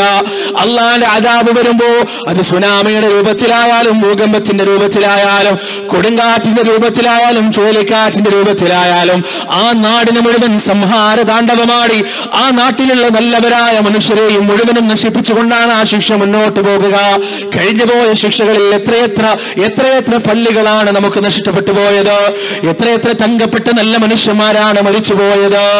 ഈ ദുനിയാവിൽ അല്ലാഹുവിന്റെ ശിക്ഷയുടെ രീതി അതാണ്, പടച്ചറപ്പിന്റെ ശിക്ഷയുടെ രീതി അതാണ്. ഇന്നും കഴിഞ്ഞ വർഷം നടന്ന മഹാദുരന്തത്തിന്റെ മൂകസാക്ഷിയായി എടത്തനാട്ടുകരയിലാണ് കേരളക്കരയിലെ ഏറ്റവും വലിയ ഉരുൾപൊട്ടലുണ്ടായത്. ഒരു പ്രാവശ്യം അവിടെ സന്ദർശിക്കാൻ ഇടയുണ്ടായിട്ടുണ്ട്. അവിടെ നിങ്ങളൊന്ന് പോകണം സഹോദരങ്ങളെ. കിലോമീറ്ററുകളോളം മണൽത്തിട്ടകൾ പരന്നു കിടക്കുകയാണ്. ഒരുപാട് ഫാമുകൾ ഉണ്ടായിരുന്ന, ഒരുപാട് തോട്ടങ്ങൾ ഉണ്ടായിരുന്ന, പച്ചപ്പായ നിറഞ്ഞു നിന്ന ഏക്കറുകളോളം വരുന്ന പ്രദേശം, ആ പ്രദേശം കേവലം ചുവന്ന മണ്ണുകളായി ഭീതിപ്പെടുത്തുന്ന രൂപത്തിൽ, പേടിപ്പെടുത്തുന്ന രൂപത്തിൽ ഇന്നും എടത്തനാട്ടുകരയിൽ അങ്ങനെ തന്നെ കിടക്കുകയാണ്. നിങ്ങൾ വയനാട്ടിലേക്ക് കയറുകയാണെങ്കിൽ താമരശ്ശേരി ചുരം വരെ കയറിയാൽ വൈത്തിരി ബസ് സ്റ്റാൻഡിനടുത്ത് നിങ്ങളൊന്ന് ചെയ്യാൽ ആ ബസ് സ്റ്റാൻഡിന്റെ ഉള്ളിൽ നിങ്ങളൊന്ന് നോക്കണം. അവിടെ ഭൂമിയോട് ചേർന്ന് കിടക്കുന്ന ഒരു കെട്ടിടമുണ്ട്. ഒരു കാലത്ത് 2 നില കെട്ടിടമായി ഉയർന്നു നിന്നിരുന്ന, ഒരുപാട് സ്ഥാപനങ്ങൾ ഉണ്ടായിരുന്ന, ഒരുപാട് കടകൾ ഉണ്ടായിരുന്ന ആ കെട്ടിടം ഇന്ന് ഭൂമിയോട് ചേർന്ന് കിടക്കുകയാണ്. ഭൂമിയിലേക്ക് അതുപോലെ തന്നെ ആണ്ടുപോയിരിക്കുകയാണ്. ഇതിന്റെ വീഡിയോ ആദ്യമായി മൊബൈലിൽ കണ്ടപ്പോ അറിയാതെ മനസ്സിൽ വന്നൊരായച്ചുണ്ട്. പരിശുദ്ധ ഖുർആനിന്റെ സൂറത്തുൽ മുൽക്ക് ഒരായച്ചാണ്. അല്ലാഹ് ചോദിക്കുകയാണ്, അഅമിൻതും മൻ ഫിസ് സമാഇ അയഖ്സിഫ ബികുമുൽ അർദ ഫഇദാ ഹിയ തമൂർ. നിങ്ങൾ നിർഭയരാണോ? ഇരിക്കുന്ന നിങ്ങളുടെ സ്ഥാപനങ്ങളോടുകൂടി, നിങ്ങളുണ്ടാക്കിയ രമ്യഹർമ്മങ്ങളോടുകൂടി, നിങ്ങളുണ്ടാക്കിയ മണിമാളികകളോടുകൂടി, നിങ്ങളുടെ വീടുകളോടുകൂടി ഈ ഭൂമിയിലേക്ക് നിങ്ങൾ ആഴ്ചപ്പെടില്ല എന്ന് എന്തുറപ്പാണ് നിങ്ങൾക്കുള്ളതെന്ന് പരിശുദ്ധ ഖുർആൻ നമ്മോട് ചോദിക്കുകയാണ്. അഫമിൻ അഹ്ലുൽ ഖുറാ അയതിയഹും ബഅസുനാ ബയാതൻ വഹും നായിമൂൻ. ഉറങ്ങിക്കൊണ്ടിരിക്കുന്ന മനുഷ്യരെ, അല്ലാഹുവിന്റെ അദാബ് നിങ്ങളിലേക്ക് വരില്ലെന്ന് എന്തുറപ്പാണ് നിങ്ങൾക്കുള്ളത്? അഫമിൻ അഹ്ലുൽ ഖുറാ അയതിയഹും ബഅസുനാ ദുഹം വഹും യലഅബൂൻ. ക്ലബ്ബുകളിലും ബാറുകളിലും ബീച്ചുകളിലും ശുട്ടാവന മറന്ന് ധിക്കരിച്ചാണും പെണ്ണും വ്യത്യാസമില്ലാതെ അഴിഞ്ഞാടി ആർത്തുല്ലസിക്കുമ്പോ അല്ലാഹുവിന്റെ ശിട്ടാവിന്റെ അദാബ് നിങ്ങളിലേക്ക് വരില്ലെന്ന് എന്തുറപ്പാണ് നിങ്ങൾക്കുള്ളത്? അഫാമിനു മക്റല്ലാഹ് ഫലാ യഅ്മനു മക്റല്ലാഹി ഇല്ലൽ ഖൗമുൽ ഖാസിറൂൻ. അല്ലാഹുവിന്റെ ശിക്ഷയെക്കുറിച്ച് നിങ്ങൾ നിർഭയരാണോ? അറിയണേ, അല്ലാഹുവിന്റെ ശിക്ഷയെക്കുറിച്ച് നിർഭയരാകുന്നവരാണ് ഈ ദുനിയാവിലെ ഏറ്റവും വലിയ ഹതഭാഗരെന്ന് പരിശുദ്ധ ഖുർആൻ നമുക്ക് പരിചയപ്പെടുത്തി തരികയാണ്. അല്ലാഹുവിന്റെ അദാബിന്റെ രീതിയാണ് ഇതെല്ലാം. റബ്ബിന്റെ ചെറിയ ശിക്ഷയാണെന്നാൽ ഏറ്റവും വലിയ ശിക്ഷ ഏതാണെന്നറിയുമോ? നാളെ മഹ്ശറയിൽ ഇങ്ങനെ നിൽക്കുമ്പോ ഒട്ടകക്കൂട്ടങ്ങളെ പോലെയുള്ള തീജ്വാലകൾ മുകളിലോട്ടെറിയുന്ന, ആകാശങ്ങളോളം ഭൂമികളോളം വലുപ്പമുള്ള ഭയാനകമായ അതിഭീകരമായ നരകത്തെ യഥാർത്ഥത്തിൽ കൊണ്ടുവരുമ്പോ യുബസ്സറൂനഹും യബദ്ദുൽ മുജ്രിമു ലൗ യഫ്തദീ മിൻ അദാബി യൗമിഇദിൻ ബിബനീഹി വസാഹിബതിഹി വഅഖീഹി വഫസീലതിഹി അല്ലതി തുവീഹി വമൻ ഫിൽ അർദി ജമീഅൻ ثم ينجيه كلا إنها لظى نزاعة للشوى تدعو من أدبر وتولى. ആ ഭയാനകമായ നരകം അവരെ കാണുമ്പോ, കുറ്റവാളികൾ ആ നരകത്തിന്റെ തീ കാണുമ്പോ, യവദ്ദുൽ മുജ്രിമു ലൗ യഫ്തദീ മിൻ അദാബി യൗമിഇദിൻ ബിബനീഹി. അവരിൽ ഓരോരുത്തരും പറയുകയാണ്, എന്റെ മകനെ തരാം, ഭാര്യയെ തരാം, ഉമ്മയെ തരാം, ബാപ്പയെ തരാം, ആത്മമിത്രത്തെ തരാം, സുഹൃത്തുക്കളെ തരാം, കൂട്ടുകാരെ തരാം. വമൻ ഫിൽ അർദി ജമീഅ. ഈ ദുനിയാവിലുള്ളവരെ മൊത്തം നീ പണയമെടുത്തോളൂ റബ്ബേ. സുമ്മ യുൻജി, എന്നിട്ട് എന്നെ ഒന്ന് രക്ഷിക്കണേ. കല്ലാ ഇന്നഹാ ലദാ നസാഅതൻ ലിശ്ശവാ തദ്ഉ മൻ അജ്ബറ വതവല്ലാ. എന്നാൽ ആ നരകം, കത്തിപ്പടരുന്ന നരകം, രോമകൂപങ്ങളിലൂടെ പടർന്നു പിടിക്കുന്ന ആ നരകത്തിന്റെ തീ, തലയോട്ടികൾ ഉരുക്കിക്കളയുന്ന ആ നരകത്തിന്റെ അഗ്നിയുണ്ടല്ലോ, പിന്തിരിഞ്ഞോരോ കാഫിറിനെയും അത് പിന്നിൽ നിന്ന് മാടി വിളിക്കുന്നതാണ്. ആ നരകം അവരെ അന്ന് മാടി വിളിക്കുന്നതാണ്. അതാണ് സഹോദരങ്ങളെ യഥാർത്ഥത്തിലുള്ള ശിക്ഷ. അദാബുൽ അക്ബർ എന്ന് പരിശുദ്ധ ഖുർആനിൽ അല്ലാഹ് പഠിപ്പിച്ച ശിക്ഷ. ഞാൻ തിരിച്ചു വരികയാണ് വിഷയത്തിലേക്ക്. യഅലമു അന്നല്ലാഹ ശദീദുൽ ഇഖാബ്. അറിയണേ, അല്ലാഹുവിന്റെ ശിക്ഷ കഠിനകഠോരം തന്നെയാണ്. എന്നിട്ട് അല്ലാഹു അടുത്ത സിഫത്ത് പറയുകയാണ്, വഅന്നല്ലാഹ ഗഫൂറുർ റഹീം. അല്ലാഹു അങ്ങേയറ്റം പൊറുക്കുന്നവനും കരുണാനിധിയുമാണ്. ഈ 2 സിഫത്തുകളും, പടച്ചോനെ കുറിച്ചുള്ള ഈ 2 സിഫത്തുകളും വളരെ വ്യക്തമായി നമ്മൾ മനസ്സിലാക്കി വെക്കണം. ഇതിൽ രണ്ടാമത്തെ പറഞ്ഞത് ഏറ്റവും പ്രധാനപ്പെട്ട ഒരു സിഫത്ത് സൂറത്ത് സുമറിലെ ആയത്തിൽ പറഞ്ഞത് ഒന്നാമതാണ്, എന്റെ അടിമകൾക്ക് പറഞ്ഞു കൊടുക്കണം ഞാൻ അങ്ങേയറ്റം പൊറുക്കുന്നവനും കരുണാനിധിയുമാണ്. സഹോദരങ്ങളെ, അള്ളാഹുവിന്റെ കാരുണ്യത്തെ കുറിച്ച് അറിയാനും പഠിക്കാനും കുറെ ഗവേഷണങ്ങൾ നടത്തി PhD എടുക്കേണ്ട ആവശ്യമൊന്നുമില്ല. സ്വന്തം ശരീരത്തിലേക്കും കുടുംബത്തിലേക്കും ഒന്ന് നോക്കിയാൽ മതി.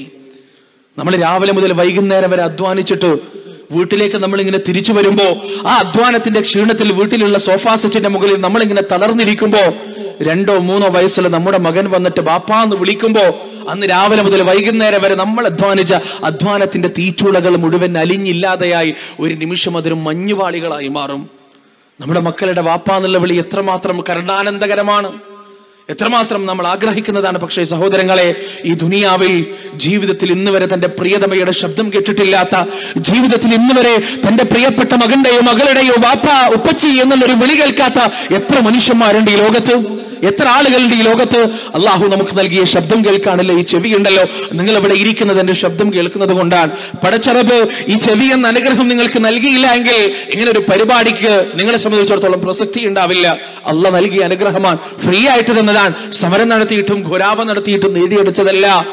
എനിക്കൊരു സുഹൃത്തുണ്ട് സഹോദരങ്ങളെ, കണ്ണിന്റെ കാഴ്ച 18-ാമത്തെയോ 19-ാമത്തെയോ വയസ്സ് തൊട്ട് ഇങ്ങനെ നഷ്ടപ്പെട്ടുകൊണ്ടിരിക്കുന്ന ഒരു സുഹൃത്ത്. അവന്റെ കല്യാണം കഴിച്ചിട്ട് അവന്റെ ഭാര്യ ഗർഭിണിയായപ്പോ മാസങ്ങൾ കഴിഞ്ഞു. പ്രസവത്തിന്റെ തീയതി ഇങ്ങനെ അടുത്തു വരുമ്പോ ഒരു ദിവസം പള്ളിയിൽ നിന്ന് നിസ്കാരം കഴിഞ്ഞിട്ട് പുറത്തു നിൽക്കുമ്പോ വേദനയോടുകൂടി സങ്കടത്തോടെ അവൻ പറയാണ്, ഭയങ്കര വിഷമം, മനസ്സിൽ വല്ലാത്ത സങ്കടം. ഞാൻ ചോദിച്ചു, എന്താണ് ഇത്രമാത്രം സങ്കടം? അവൻ പറഞ്ഞൊരു വാക്കുണ്ട്, കാഴ്ചയുള്ള ഓരോ മനുഷ്യരും മനസ്സിലാക്കണം അല്ലാഹ് നമുക്ക് നൽകിയ അനുഗ്രഹം എത്ര വലുതാണെന്ന്. സഹോദരങ്ങളെ, പടച്ചോ നമുക്ക് നൽകിയ അനുഗ്രഹം എത്ര വലുതാണ്. അവൻ പറയാൻ, മാസങ്ങൾക്കുള്ളിൽ എന്റെ ഭാര്യ പ്രസവിക്കും, എന്റെ പ്രിയപ്പെട്ടവൾ പ്രസവിക്കും, പക്ഷേ ആ കുഞ്ഞിനെ കാണാൻ എന്റെ കാഴ്ച ബാക്കിയാക്കുമ്പോൾ എനിക്ക് ഉറപ്പില്ല. ഓരോ ദിവസവും രാവിലെ എഴുന്നേൽക്കുമ്പോ എന്റെ കണ്ണിന്റെ ഇരുട്ട് വർദ്ധിച്ചു വരാൻ, ആ കണ്ണിന്റെ കാഴ്ച ഒരു നേരിയ വട്ടമായി ഇങ്ങനെ മാറിക്കൊണ്ടിരിക്കാൻ, ആളുകളെ നിഴൽ രൂപത്തിൽ മാത്രമേ ഇപ്പൊ കാണുന്നുള്ളൂ. എന്റെ ഭാര്യ പ്രസവിക്കുമ്പോ, എന്റെ കുഞ്ഞി ഭൂമിയിലേക്ക് വരുമ്പോ എന്റെ കണ്ണുകൾ മുഴുവനായും ഇരുട്ടിലായി പോകുമോ എന്ന് എനിക്കറിയില്ല എന്ന് പറഞ്ഞപ്പോ സഹോദരങ്ങളെ, അള്ളാഹു നൽകിയ ഈ 2 കണ്ണുകൾ, വർണ്ണാഭമായ സുന്ദരമായ ഈ പ്രകൃതി കാണാൻ ആസ്വദിക്കാൻ അള്ളാഹു നൽകിയ കണ്ണുകൾ എത്ര വലിയ അനുഗ്രഹമാണ് സഹോദരങ്ങളെ. ഈ 2 കൈപ്പത്തികൾ ഉണ്ടല്ലോ, വ്യത്യസ്തമായ വലുപ്പത്തിൽ അള്ളാഹു വിരലുകൾ വിധാനിച്ച ഈ 2 കൈപ്പത്തികൾ, ഈ 2 കൈപ്പത്തികൾ ഇല്ലാതെ ലോകത്ത് മനുഷ്യന്മാരെ നരകിച്ച് ജീവിക്കുന്നുണ്ട്. ബാത്റൂമിൽ പോയാൽ ശുചീകരണം പോലും സ്വന്തമായി ചെയ്യാൻ കഴിയാതെ, ഒരു ഗ്ലാസ് വെള്ളം കുടിക്കണമെങ്കിൽ സ്വന്തമായി കഴിയാതെ, സ്വന്തമായ ഒരു ഉരുളച്ചോറ് വായിലേക്ക് ഇടാൻ പോലും കഴിയാതെ, ജീവിതത്തിൽ ഈ അനുഗ്രഹം എന്താണെന്ന് അറിയാത്ത മനുഷ്യന്മാർ ഒരുപാടുണ്ട് സഹോദരങ്ങളെ. ഇഴഞ്ഞ് പാമ്പുകളെ പോലെയും മൃഗങ്ങളെ പോലെയും 2 കാലിന് ശേഷിയില്ലാതെ നടക്കുന്ന മനുഷ്യന്മാരുണ്ട്. ഓരോ കാര്യങ്ങൾക്കും ദുനിയാവ് മുഴുവൻ നാം 2 കാലുകൾ, ശക്തിയുള്ള 2 കാലുകൾ കൊണ്ട് നടക്കുമ്പോ ഇതുവരെ നാം ഓർത്തിട്ടില്ല അള്ളാഹു നൽകിയ അനുഗ്രഹത്തെ കുറിച്ച്. ആരോഗ്യത്തോടെ നമ്മൾ എങ്ങനെ നിൽക്കാൻ, വേദനയില്ല നമുക്ക് ആർക്കും, കുത്തിപ്പറിക്കുന്ന വേദനയില്ല. എന്നാൽ സഹോദരങ്ങളെ, ഇപ്പോ ഈ നിമിഷം നമ്മൾ ഇവിടെ സംസാരിച്ചു കൊണ്ടിരിക്കുമ്പോ, നിങ്ങൾ എന്റെ സംസാരം കേട്ടുകൊണ്ടിരിക്കുമ്പോ ക്യാൻസർ സെന്ററുകളിൽ 5 വയസ്സും 4 വയസ്സും 3 വയസ്സും പോലുമില്ല പിഞ്ചോമന പൈതങ്ങൾ വേദന കൊണ്ട് പുളയുകയാണ്. തലക്ക് ക്യാൻസർ വന്ന്, ട്യൂമർ വന്ന് ആ തല മതിലിന്റെ ശക്തിയിൽ കൊണ്ടുപോയി ഇടിക്കുകയാണ്. തൊണ്ടക്ക് ക്യാൻസർ വന്നിട്ട് വയറ് വിഷന്ന് പൊരിയുമ്പോ ഒരു ഉരുള ചോറ് പോലും ഇറക്കാൻ കഴിയാതെ പല ആളുകളും കഷ്ടപ്പെടുകയാണ്. ബാപ്പയും ഉമ്മയും വേദന കൊണ്ട് കരയുന്നത് കാണുമ്പോ വിശന്നിട്ടും ഭക്ഷണം കഴിക്കാതെ മക്കൾ പട്ടിണി കിടക്കുന്ന എത്രയോ വീടുകളുണ്ട് സഹോദരങ്ങളെ. ഉറങ്ങാത്ത വീടുകൾ, ഉണ്ണാത്ത വീടുകൾ, ചിരിക്കാത്ത വീടുകൾ, സന്തോഷമില്ലാത്ത വീടുകൾ, ആഘോഷങ്ങളും ആഹ്ലാദങ്ങളും സന്തോഷത്തിന്റെ പേരുകളും ഇല്ലാത്ത വീടുകൾ. അവിടെ നമ്മൾ ആസ്വദിക്കുകയാണ് ഈ ജീവിതം. രോഗം തന്നിട്ടില്ല, വേദന തന്നിട്ടില്ല, ക്യാൻസർ ഇല്ല, കാഴ്ചയുണ്ട്, കേൾവിയുണ്ട്, 2 കൈയുമുണ്ട്, കാലുമുണ്ട്, ആരോഗ്യമുണ്ട്, എല്ലാമുണ്ട്. എന്നിട്ടും പരാതിയും പരിഭവവും മാത്രമാണ് നമുക്ക് ബാക്കി. അള്ളാന്റെ റഹ്മത്താണ് സഹോദരങ്ങളെ. രാവിലെ എഴുന്നേൽക്കുമ്പോ, കണ്ണ് തുറക്കുമ്പോ കാഴ്ച കണ്ണിനുണ്ട്. എന്തായിക്ക പുറത്ത് ഭാര്യ കൈവച്ച് ചോദിക്കുകയാണ്. കേൾവിയുമുണ്ട്. എഴുന്നേറ്റ് നിൽക്കുമ്പോ കാലിന് തരിപ്പൊന്നുമില്ല, കാലിന് പ്രശ്നങ്ങളൊന്നുമില്ല, സുന്ദരമായി പല്ല് തേച്ച് ഒതുവെടുത്തു, കൈകൾക്കും പ്രശ്നമില്ല, ആരോഗ്യമാണ്. സഹോദരങ്ങൾ എവിടെ പറഞ്ഞു അൽഹംദുലില്ലാഹ് അൽഹംദുലില്ലാഹ്, നാഥാ നിനക്ക് സ്തുതി. അള്ളാന്റെ റഹ്മത്താൻ. പടച്ചോന്റെ റഹ്മത്ത് അറിയണമെങ്കിൽ സഹോദരങ്ങൾ ഒരുപാട് ഗവേഷണങ്ങളുടെയും ആവശ്യമില്ല. ആ റഹ്മത്ത് മനുഷ്യന് മാത്രമല്ല, ഈ ലോകത്ത് ഈ ഭൂമിയിൽ എന്തൊക്കെ ജീവജാലങ്ങളുണ്ടോ ആ ജീവജാലങ്ങളിലേക്കെല്ലാം പടർന്നു പിടിച്ചതാണ് റബ്ബിന്റെ കാരുണ്യം എന്ന് പറയുന്നത്. വനാന്തരങ്ങളിൽ ഓരോ മൃഗങ്ങളും അതിന്റെ കുഞ്ഞിനോട് സ്നേഹം കാണിക്കുന്നുണ്ട്, വാത്സല്യം കാണിക്കുന്നുണ്ട്. പരുന്തിന്റെ നിഴൽവട്ടം സൂര്യന്റെ വെളിച്ചത്തിൽ നിഴലായി കാണുമ്പോ തള്ളക്കോഴി തന്റെ കുഞ്ഞുങ്ങളെ ചിറകിനടിയിലേക്ക് ഒളിപ്പിച്ച പരുന്തിന്റെ കൊത്ത് കണ്ട് സഹിച്ചു നിൽക്കുന്നത് ആ അല്ലാഹു സുബ്ഹാനഹു വ തആല അതിന്റെ ഹൃദയത്തിലേക്ക് ഇട്ടുകൊടുത്ത കാരുണ്യം കൊണ്ടാണ്. സഹോദരങ്ങളെ, ഇങ്ങനെ എല്ലാ ജീവികളിലും കാരുണ്യമുണ്ട്. ആ കാരുണ്യം ലോകത്തിന്റെ രക്ഷിതാവായ അള്ളാഹു നൽകിയതാണ്. ഖുദ്സിയായ ഒരു ഹദീസിൽ നമുക്ക് കാണാം, അള്ളാഹുവിന് 100 കാരുണ്യമുണ്ട്. ആ 100 കാരുണ്യത്തിൽ ഒരൊറ്റ കാരുണ്യം മാത്രമാണ് ഈ ഭൂമിയിലേക്ക് അവതരിപ്പിച്ചത്. ആ കാരുണ്യം മുഴുവൻ ഈ പ്രപഞ്ചം മുഴുവൻ ഈ ഭൂമി മുഴുവൻ പങ്കിട്ടെടുത്തപ്പോ എത്രമാത്രം മഹനീയമാണ്. ഓരോ ഉമ്മയും വാപ്പയും മക്കളും ഭാര്യയും ഭർത്താവും സഹോദരന്മാരും സഹോദരിമാരും ആത്മമിത്രങ്ങളും പരസ്പരം പങ്കുവെക്കുന്ന സ്നേഹവും വാത്സല്യവും ഇത് റബ്ബിന്റെ 100-1 മാത്രമാണ്. 99 കാരുണ്യവും അള്ളാഹുവിന്റെ പക്കൽ തന്നെയുണ്ട്. എന്തിനാണ് അള്ളാഹുവിന്റെ കാരുണ്യം എന്ന സിഫത്ത് ഇവിടെ വിശദീകരിച്ചത്? സഹോദരങ്ങളെ, ഇത്രയും കാരുണ്യമുള്ള റബ്ബ്, ഇത്രയും റഹ്മാനായ റബ്ബ് ഇവിടെ ഉണ്ടാകുമ്പോ, വിളിച്ചാൽ വിളിപ്പുറത്തുണ്ടാകുമ്പോ, കേൾക്കുന്ന സ്ഥലത്തുണ്ടാകുമ്പോ നമ്മുടെ നാട്ടിലുള്ള ആളുകൾ, മുസ്ലിങ്ങളായ ആളുകൾ അള്ളാഹുവിന് പുറമെയുള്ള ഔലിയാക്കളെ വിളിക്കേണ്ടതിന്റെ ആവശ്യകത എന്താണ്? അമ്പിയാക്കളെ വിളിക്കേണ്ടതിന്റെ ആവശ്യകത എന്താണ്? ശുഹദാക്കളെ വിളിക്കേണ്ടതിന്റെ ആവശ്യകത എന്താണ്? അപ്പൊ ചോദിക്കും, അങ്ങനെയൊക്കെ വിളിക്കുന്നുണ്ടോ? അള്ളാഹനെ വിളിക്കേണ്ടത് പോലെ ഔലിയാക്കളെയും അമ്പിയാക്കളെയും ശുഹദാക്കളെയും ഒക്കെ വിളിക്കുന്നുണ്ടോ? ഉണ്ട് സഹോദരങ്ങളെ, അതിൽ യാതൊരു സംശയവുമില്ല. അതിന്റെ തെളിവാണ് അള്ളാഹുവിന് കൊടുക്കേണ്ട സിഫത്തുകൾ തുടക്കത്തിൽ പറഞ്ഞു വന്നത്. എങ്കിലും 3 തെളിവുകൾ, നിങ്ങൾ എന്റെ വാക്കുകൾ ശ്രദ്ധിച്ചു കേൾക്കണം, 3 തെളിവുകൾ നിങ്ങളുടെ മുന്നിൽ വെക്കുകയാണ്.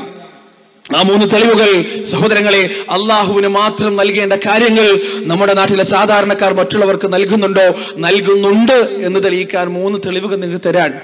ഒന്നാമത്തെ തെളിവ് സഹോദരങ്ങളെ, എന്റെ വാക്കുകൾ നിങ്ങൾ ശ്രദ്ധിച്ചു കേൾക്കുക. ഉഹുദിന്റെ രണാങ്കണം റസൂലുള്ളാഹി സ്വല്ലല്ലാഹു അലൈഹി വസല്ലം 50ഓളം അമ്പെയ്ത്തുകാരോട് ജബലുർ റുമാത്തിൽ നിൽക്കാൻ പറയുകയാണ്. അവരോട് പറയുകയാണ്, എന്റെ കൽപ്പനയില്ലാതെ ഞങ്ങൾ വിജയിച്ചുകൊണ്ട് ഗനീമത്ത് സ്വത്ത് ശേഖരിച്ച് മുന്നോട്ട് ഇങ്ങനെ പോയിക്കൊണ്ടിരിക്കുമ്പോ എന്റെ കൽപ്പനയില്ലാതെ നിങ്ങൾ ഈ മലക്ക് മുകളിൽ നിന്ന് താഴേക്ക് ഇറങ്ങാൻ പാടില്ല. ഇനി ഞങ്ങളെല്ലാം മരിച്ചു മയ്യിത്തായി ഞങ്ങളുടെ മൃതദേഹങ്ങളിൽ നിന്ന് കഴുകൻ കൊത്തുന്നത് കണ്ടാലും എന്റെ കൽപ്പനയില്ലാതെ നിങ്ങൾ ഈ ജബലുർ റുമാത്തിൽ നിന്ന് താഴേക്ക് ഇറങ്ങാൻ പാടില്ല.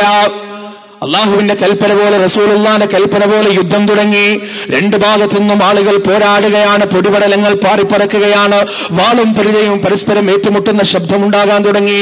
ഹസ്ബുനല്ലാഹ് ഹസ്ബുനല്ലാഹ് എന്ന അല്ലാഹു അക്ബർ എന്ന തക്ബീറിന്റെ ധ്വനികൾ മുസ്ലിം ഉമ്മത്തിനിടയിൽ നിന്ന് ഉയരാൻ തുടങ്ങി. അവസാനം മുശ്രിക്കുകൾ പിന്തിരിഞ്ഞോടാൻ തുടങ്ങി. അവർക്കിടയിലുള്ള സ്ത്രീകൾ നിര്യാണികൾ കാണുമാറ് വസ്ത്രം പൊക്കി പിടിച്ചുകൊണ്ട് മലക്ക് മുകളിലേക്ക് ഓടി രക്ഷപ്പെടാൻ തുടങ്ങി.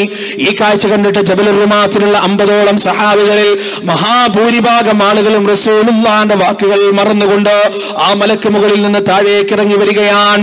ആ സമയത്ത് ഖാലിദ് ഇബ്നു വലീദ് എന്ന ഇസ്ലാം സ്വീകരിച്ചിട്ടില്ല. ഖാലിദ് ഇബ്നു വലീദ് റളിയല്ലാഹു അൻഹുവിന്റെ കീഴിലുള്ള കുതിരപ്പട്ടാളം, അദ്ദേഹത്തിന്റെ കുതിരപ്പട്ടാളം ജബലുർ റുമാത്ത് വഴി ഇരച്ചു കയറിക്കൊണ്ട് മുസ്ലിം ഉമ്മത്തിനെ പിന്നിൽ നിന്ന് ആക്രമിക്കുകയാണ്. പെട്ടെന്ന് തിരിഞ്ഞോടാൻ തുടങ്ങിയ മുശ്രിക്കുകൾ തിരിഞ്ഞു നിന്നുകൊണ്ട് യുദ്ധം ചെയ്യാൻ തുടങ്ങുകയാണ്. 2 ഭാഗത്തു നിന്നുമായി അക്രമം ഉണ്ടായപ്പോ ചിതറിയോടുകയാണ് സഹാബത്ത്. എന്ത് ചെയ്യണമെന്നറിയില്ല. അവിടെയാണ് മഹാനായ റസൂലുള്ളാഹി സ്വല്ലല്ലാഹു അലൈഹി വസല്ലമയുടെ മുഖത്തേക്ക് ഇരുമ്പിന്റെ മോതിരം ഉപയോഗിച്ചുകൊണ്ട് ഒരു മനുഷ്യൻ കുത്തിയത്. അപ്പോഴാണ് പ്രവാചകന്റെ മുഖം മുഴുവൻ രക്തഭംഗിതമായത്. അവിടെയാണ് പ്രവാചകന്റെ പരിശുദ്ധമായ പല്ലുകൾ കുഴിഞ്ഞുപോയത്. അപ്പോഴാണ് അബൂ സുഫിയാൻ ഒരു കുന്നിന്റെ മുകളിൽ കയറി നിന്നുകൊണ്ട് പറഞ്ഞത്, ഖദ്മാത്ത് മുഹമ്മദാ, ഖദ്മാത്ത് മുഹമ്മദാ, മുഹമ്മദ് മരിച്ചിരിക്കുകയാണ്, മുഹമ്മദ് മരിച്ചിരിക്കുകയാണ്. ഈ വാർത്ത കേട്ടിട്ട് സ്വഹാബികൾ മുഴുവൻ പൊട്ടിക്കരയുകയാണ്. ചില ആളുകൾ ബോധം കെട്ടു വീഴുകയാണ്. സ്ത്രീകളുടെ ഭാഗത്തു നിന്ന് കൂട്ടക്കരച്ചിൽ ഉയരുകയാണ്. ആ സമയത്ത് സ്ത്രീകളുടെ ഭാഗത്ത് നിന്ന് ധീരയായ ഒരു വനിത സമീറ ബിൻത് ഖൈസ് റളിയല്ലാഹു അൻഹ എഴുന്നേറ്റ് നിന്നുകൊണ്ട് പറയുകയാണ്, നിങ്ങൾ കരയരുത്, നിജസ്ഥിതി എന്താണെന്ന് ഞാൻ അന്വേഷിച്ചു വരാം. 70ഓളം സഹാബികളുടെ മയ്യിത്തുകൾക്കിടയിലൂടെ സമീറ ബിൻത് ഖൈസ് റളിയല്ലാഹു അൻഹു റസൂലുള്ളാഹിനെ അന്വേഷിച്ചിട്ട് നടക്കുകയാണ്. അവരങ്ങനെ നടക്കുമ്പോൾ പറയപ്പെടുകയാണ്, യാ സമീറ ഖദ് മാത അബൂകി യാ സമീറ, സമീറ നിന്റെ ബാപ്പ മരിച്ചുപോയല്ലോ. ഈ 70 മനുഷ്യന്മാരുടെ മയ്യിത്തുകളുടെ കൂട്ടത്തിൽ നിന്റെ ബാപ്പാന്റെ മയ്യിത്തുണ്ടല്ലോ സമീറ. അവിടെ സമീറ റളിയല്ലാഹു അൻഹു ചോദിക്കുകയാണ്, മാ ഫഅല റസൂലുള്ളാഹ്, അല്ലാഹുവിന്റെ റസൂലിന് എന്താണ് സംഭവിച്ചത്, അല്ലാഹുവിന്റെ ഹബീബിന് എന്താണ് സംഭവിച്ചത്? വീണ്ടും അങ്ങനെ മുന്നോട്ട് പോകുകയാണ്. ഒരുപാട് മുന്നോട്ട് പോകുമ്പോൾ അതാ പറയപ്പെടുകയാണ്, ഖദ് മാത ബഅലുകി യാ സമീറ, സമീറ നിന്റെ ഭർത്താവ് മരിച്ചിരിക്കുകയാണ്, നിന്റെ പ്രിയപ്പെട്ടവൻ മരിച്ചിരിക്കുകയാണ് സമീറ. അവിടെയും സമീറ ബിൻത് ഖൈസ് റളിയല്ലാഹു അൻഹ ചോദിക്കുകയാണ്, മാ ഫഅല റസൂലുള്ളാഹ്, അല്ലാഹുവിന്റെ റസൂലിന് എന്താണ് സംഭവിച്ചത്? വീണ്ടും അങ്ങനെ മുന്നോട്ട് പോകുകയാണ്. വീണ്ടും പറയപ്പെടുകയാണ്, ഖദ് മാത വലദുകി യാ സമീറ, നിന്റെ പ്രിയപ്പെട്ട മകനും മരിച്ചിരിക്കുകയാണ് സമീറ. അവിടെയും അവർ ചോദിക്കുകയാണ്, മാ ഫഅല റസൂലുള്ളാഹ്, അല്ലാഹുവിന്റെ റസൂലിന് എന്താണ് സംഭവിച്ചത്, അല്ലാഹുവിന്റെ റസൂലിന് എന്താണ് സംഭവിച്ചത്? അവസാനം നടന്ന് പ്രവാചകന്റെ മുന്നിലെത്തിയപ്പോ ആ പ്രവാചകന്റെ ജീവനഹാനി വന്നിട്ടില്ല എന്ന് കണ്ടപ്പോ, ആ പ്രവാചകൻ അപകടം സംഭവിച്ചില്ല എന്ന് കണ്ടപ്പോ സന്തോഷത്തോടെ നെടുവീർപ്പെട്ടുകൊണ്ട് സമീറ ബിൻത് ഖൈസ് റളിയല്ലാഹു അൻഹ പറയുകയാണ്, കുല്ലു മുസീബത്തിൻ ബഅദക ജലൽ യാ റസൂലല്ലാഹ്, അല്ലാഹുവിന്റെ റസൂലേ അങ്ങക്ക് ശേഷം എല്ലാ മുസീബത്തും അപ്രസക്തമാണ് റസൂലേ, എല്ലാ അപകടങ്ങളും അങ്ങ് ഉണ്ടെങ്കിൽ അപ്രസക്തമാണ് റസൂലേ. ആ ഉഹുദിന്റെ രണാങ്കണത്തിൽ സഹാബത്തും റസൂലും ഒരു കുന്നിന്റെ മുകളിൽ മാറി നിന്നപ്പോ, മുസ്ലിങ്ങൾ പൂർണ്ണമായി പരാജയപ്പെട്ടപ്പോ, പൂർണ്ണമായ പരാജയത്തിന്റെ കയ്പ് മുസ്ലിം ഉമ്മത്ത് ഏറ്റുവാങ്ങിയപ്പോ, അതാ സന്ധ്യാസമയത്തോടടുത്ത് ഉഹുദിന്റെ രണാങ്കണത്തിൽ മയ്യിത്തായി കിടക്കുന്ന 70ഓളം വരുന്ന സഹാബികളുടെ ശുഹദാക്കളുടെ മയ്യിത്തുകൾക്കിടയിലൂടെ 2 മനുഷ്യന്മാര് നടന്നു വരികയാണ്. ആ 2 മനുഷ്യന്മാരിൽ ഒരാൾ അബൂ സുഫിയാന്റെ ഭാര്യ ഹിന്ദാണ്, രണ്ടാമത്തത് വഹ്ഷി എന്ന് പറയുന്ന ഹിന്ദിന്റെ അടിമയാണ്. ഈ 2 ആളുകളും നടന്ന് അവസാനം റസൂലുള്ളാഹിന്റെ പിതൃവ്യനായ ഹംസത്ത് ഇബ്നു അബ്ദുൽ മുത്തലിബ് റളിയല്ലാഹു അൻഹുവിന്റെ ശരീരത്തിന്റെ അടുത്തേക്ക്, മയ്യിത്തിന്റെ അടുത്തേക്ക് എത്തുകയാണ്. അവിടെ യഥാ ആ ഹംസ റളിയല്ലാഹു അൻഹുവിന്റെ ശരീരത്തിലേക്ക് വഹ്ഷിയെ കൊണ്ട് ആ ശരീരം കീറി മുറിപ്പിക്കുകയാണ്. അതിന്റെ അകത്ത് നിന്ന് പച്ചക്കരൾ പറിച്ചെടുക്കുകയാണ്. എന്നിട്ട് ഹിന്ദത് വായിലേക്കിട്ട് കടിച്ച് ചവച്ച് തുപ്പുകയാണ്. ആ ഹംസത്ത് ഇബ്നു അബ്ദുൽ മുത്തലിബ് റളിയല്ലാഹു അൻഹുവിന്റെ പ്രവാചകന്റെ പിതൃവ്യന്റെ കണ്ണുകൾ ചൂഴ്ന്നെടുക്കുകയാണ്, പല്ലുകൾ കൊഴിച്ചെടുക്കുകയാണ്, കാലിന്റെയും കൈയിന്റെയും വിരലുകൾ മുറിച്ചെടുക്കുകയാണ്. എന്നിട്ട് മാലയാക്കി കോർച്ചുകൊണ്ട് ആ ഉഹുദിന്റെ രണാങ്കണത്തിൽ താണ്ഡവമാടുകയാണ്. വരണ്ടുണങ്ങിയ ഉഹുദിന്റെ മരുഭൂമിയുടെ മണൽത്തരികൾ പോലും ഒരുപക്ഷെ ജീവനുണ്ടെങ്കിൽ പൊട്ടിക്കരഞ്ഞു പോകുന്ന ഭയാനകമായ കാഴ്ച പ്രവാചകൻ തന്റെ കണ്ണുകൊണ്ട് കാണുകയാണ്. എന്നാൽ സഹോദരങ്ങളെ, വർഷങ്ങൾ കഴിഞ്ഞു. ഒരുപാട് വർഷങ്ങൾക്ക് ശേഷം മക്ക വിജയത്തിന് ശേഷം റസൂലുള്ളാഹി സ്വല്ലല്ലാഹു അലൈഹി വസല്ലം മദീന പള്ളിയിൽ തന്റെ പ്രിയപ്പെട്ട അനുയായികളുടെ കൂടെ ഇരിക്കുമ്പോ അതാ ഒരു മനുഷ്യൻ വരികയാണ്. കറുകറുത്ത ആചാരബാഹുവായ ഒരു മനുഷ്യൻ. പ്രവാചകൻ ആ മനുഷ്യനെ സൂക്ഷിച്ചു നോക്കി, ആരാണ് വരുന്നത്? ഒരു നിമിഷം പ്രവാചകൻ ഞെട്ടിത്തെറിച്ചു പോയി. അത് മറ്റാരുമല്ല, വർഷങ്ങൾക്ക് മുമ്പ് ഉഹുദിന്റെ രണാങ്കണത്തിൽ തന്റെ പ്രിയപ്പെട്ട പിതൃവ്യന്റെ വയറ് പിളർന്നുകൊണ്ട് കരൾ പറിച്ചെടുത്ത് യജമാനത്തിക്ക് കാഴ്ചവെച്ച അതേ വഹ്ഷിയാണ് തന്റെ മുന്നിലേക്ക് വരുന്നത്. അതേ അടിമയാണ് തന്റെ മുന്നിലേക്ക് വരുന്നത്. സഹോദരങ്ങളെ, വഹ്ഷി തന്റെ മുന്നിൽ വന്ന് നിൽക്കുകയാണ്. എന്നിട്ട് വഹ്ഷി പറയുകയാണ്, യാ റസൂലല്ലാഹ്, കഴിഞ്ഞകാല ജീവിതം അതിര് കവിഞ്ഞതായിരുന്നു റസൂലേ, ഒരുപാട് പാപങ്ങൾ ചെയ്തു റസൂലേ, ഒരുപാട് വൃത്തികേടുകൾ ചെയ്തു റസൂലേ, എനിക്ക് മുസ്ലിം ആവണം നബിയേ, എനിക്ക് ഇസ്ലാമിലേക്ക് വരണം നബിയേ, എന്റെ പാപങ്ങൾ എന്റെ റബ്ബിന്റെ മുന്നിലേക്ക് ഏറ്റുപറയണം നബിയേ എന്ന് പറഞ്ഞപ്പോ പ്രവാചകന് മറുപടി പറയാൻ കഴിഞ്ഞില്ല. റസൂലുള്ള മുഖം തിരിച്ചു കളയുകയാണ്. പ്രവാചകൻ മുഖം തിരിച്ചു കളയുകയാണ്. ആകാശലോകത്തു നിന്ന് റഹ്മാനായ റബ്ബിന്റെ വഹി ഇറങ്ങുകയാണ്. ആ ആയത്ത് ഇന്നും പരിശുദ്ധ ഖുർആനിലുണ്ട്. അല്ലാഹ് പറയുകയാണ്, ഖുൽ യാ ഇബാദിയല്ലദീന അസ്റഫൂ അലാ അൻഫുസിഹിം ലാ തഖ്നതൂ മിർ റഹ്മത്തില്ലാഹ് ഇന്നല്ലാഹ യഗ്ഫിറുദ്ദുനൂബ ജമീആ. അല്ലാഹുവിന്റെ റസൂലേ, സ്വന്തത്തോട് അക്രമം ചെയ്തുകൊണ്ട് താങ്കളുടെ മുന്നിൽ വന്നു നിൽക്കുന്ന അടിമകളോട് പറഞ്ഞു കൊടുക്കണം നബിയേ, ലാ തഖ്നതൂ മിർ റഹ്മത്തില്ലാഹ്, അള്ളാന്റെ കാരുണ്യത്തിൽ നിരാശപ്പെടേണ്ടതില്ല, അള്ളാഹുവിന്റെ റഹ്മത്തിൽ നിരാശപ്പെടേണ്ടതില്ല. ഇന്നല്ലാഹ യഗ്ഫിറു ദുനൂബ ജമീഅ, പാപങ്ങൾ അത് എണ്ണിയാലൊടുങ്ങാത്ത കടലിന്റെ തിരമാലകൾക്ക് സമാനമാണെങ്കിലും, ഒരിക്കലും തീരാത്ത മേഘങ്ങൾക്ക് സമാനമാണെങ്കിലും, ഭൂമിയുടെ പ്രതലത്തിൽ മണൽത്തരികൾക്ക് സമാനമാണെങ്കിലും, ആത്മാർത്ഥമായ പശ്ചാത്താപത്തിൽ അല്ലാഹു പൊറുക്കാത്ത പാപങ്ങളില്ല, അള്ളാഹു മാപ്പ് നൽകാത്ത പാപങ്ങളില്ല. ആ റബ്ബ് തന്നെ പരിശുദ്ധ ഖുർആനിൽ സൂറത്തുൽ ആൽ ഇംറാൻ നമ്മോട് ചോദിച്ചിട്ടുണ്ട്, വമൻ യഗ്ഫിറു ദുനൂബ ഇല്ലല്ലാഹ് വമൻ യഗ്ഫിറു ദുനൂബ ഇല്ലല്ലാഹ്. പാപം പൊറുക്കുന്നവൻ അല്ലാഹുവല്ലാതെ മറ്റാരാണ്? പാപം പൊറുക്കാൻ അതോറിറ്റി ഉള്ളത് പടച്ച തമ്പുരാനല്ലാതെ മറ്റാർക്കാണ്? ആരാണ് റബ്ബല്ലാതെ നിങ്ങൾക്ക് പാപം പൊറുത്തു തരിക? അള്ളാഹുവിന്റെ പരിശുദ്ധ ഖുർആനിലുള്ള ചോദ്യമാണ്. എന്നാൽ കാനേശ്വരമാര് കണക്കിൽ മുസ്ലിങ്ങളായി അറിയപ്പെടുന്ന മനുഷ്യന്മാർ കേരളക്കരയിൽ പടച്ച റബ്ബിന്റെ ഈ ചോദ്യത്തിന് മറുപടി പറയുകയാണ്. അല്ലാഹ് ചോദിക്കുന്നു, ഞാനല്ലാതെ ആരാണ് നിങ്ങൾക്ക് പാപം പൊറുത്തു തരിക? ഇവിടെയുള്ള സാധാരണ ജനങ്ങൾ മറുപടി പറയുകയാണ്,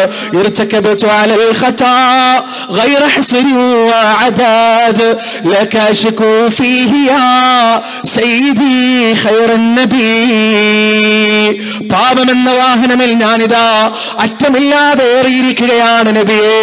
അങ്ങയോട് ഞാൻ അന്യായം ബോധിപ്പിക്കുകയാണ് നബിയെ. അങ്ങയോട് ഞാൻ സങ്കടം പറയുകയാണ് നബിയെ. എന്റെ കൈപിടിക്കണേ, ഖുൽബിയദി അൻത വസീലതി, എന്റെ കൈപിടിക്കണേ, അങ്ങയാണ് എന്റെ വസീലത്ത് എന്ന് പറഞ്ഞ് അള്ളാഹിനോട് തേടേണ്ട പാപമോചനം പച്ചയായി അള്ളാഹിന്റെ റസൂലിനോട് തേടുന്ന കാഴ്ച കേരളക്കരയിൽ റബീഉൽ അവ്വൽ മാസമായാൽ പരക്കെ നമുക്ക് കാണാൻ കഴിയും. മാത്രമല്ല, ആയിരക്കണക്കിന് ആളുകൾ തടിച്ചുകൂടുന്ന സദസ്സുകളിൽ ചില പുരോഹിതന്മാർ ഉറക്കെ അള്ളാഹിന്റെ റസൂലിനോട് നേരിട്ട് പ്രാർത്ഥിക്കുന്ന ദയനീയമായ കാഴ്ചകളും നമുക്ക് കേരളത്തിന്റെ കരയിൽ സുലഭമായി കാണാൻ കഴിയും. സഹോദരങ്ങളെ, ഒന്നാമത്തെ തെളിവ് അള്ളാഹുവിന് നൽകേണ്ടത് ഈ ഉമ്മത്ത് അള്ളാഹു അല്ലാത്തവർക്ക് നൽകുന്നുണ്ട് എന്നതിന്റെ ഒന്നാമത്തെ തെളിവ്. രണ്ടാമത്തെ തെളിവ്, ഒരു വട്ടം സഹാബികൾ അള്ളാഹുവിന്റെ റസൂലിന്റെ മുന്നിലേക്ക് വരികയാണ്. എന്നിട്ട് ചോദിക്കുകയാണ്, യാ റസൂലല്ലാഹ്, റബ്ബുനാ ഖരീബുൻ ഫനുനാജി അം ബഈദുൻ ഫനുനാദി. ഞങ്ങളുടെ റബ്ബ് എവിടെയാണ്? ഞങ്ങളുടെ രക്ഷിതാവ് എവിടെയാണ്? അവൻ അടുത്തുള്ളവനാണോ എങ്കിൽ അവനോട് ഞങ്ങൾക്ക് സ്വകാര്യം പറയേണ്ടതുണ്ട്.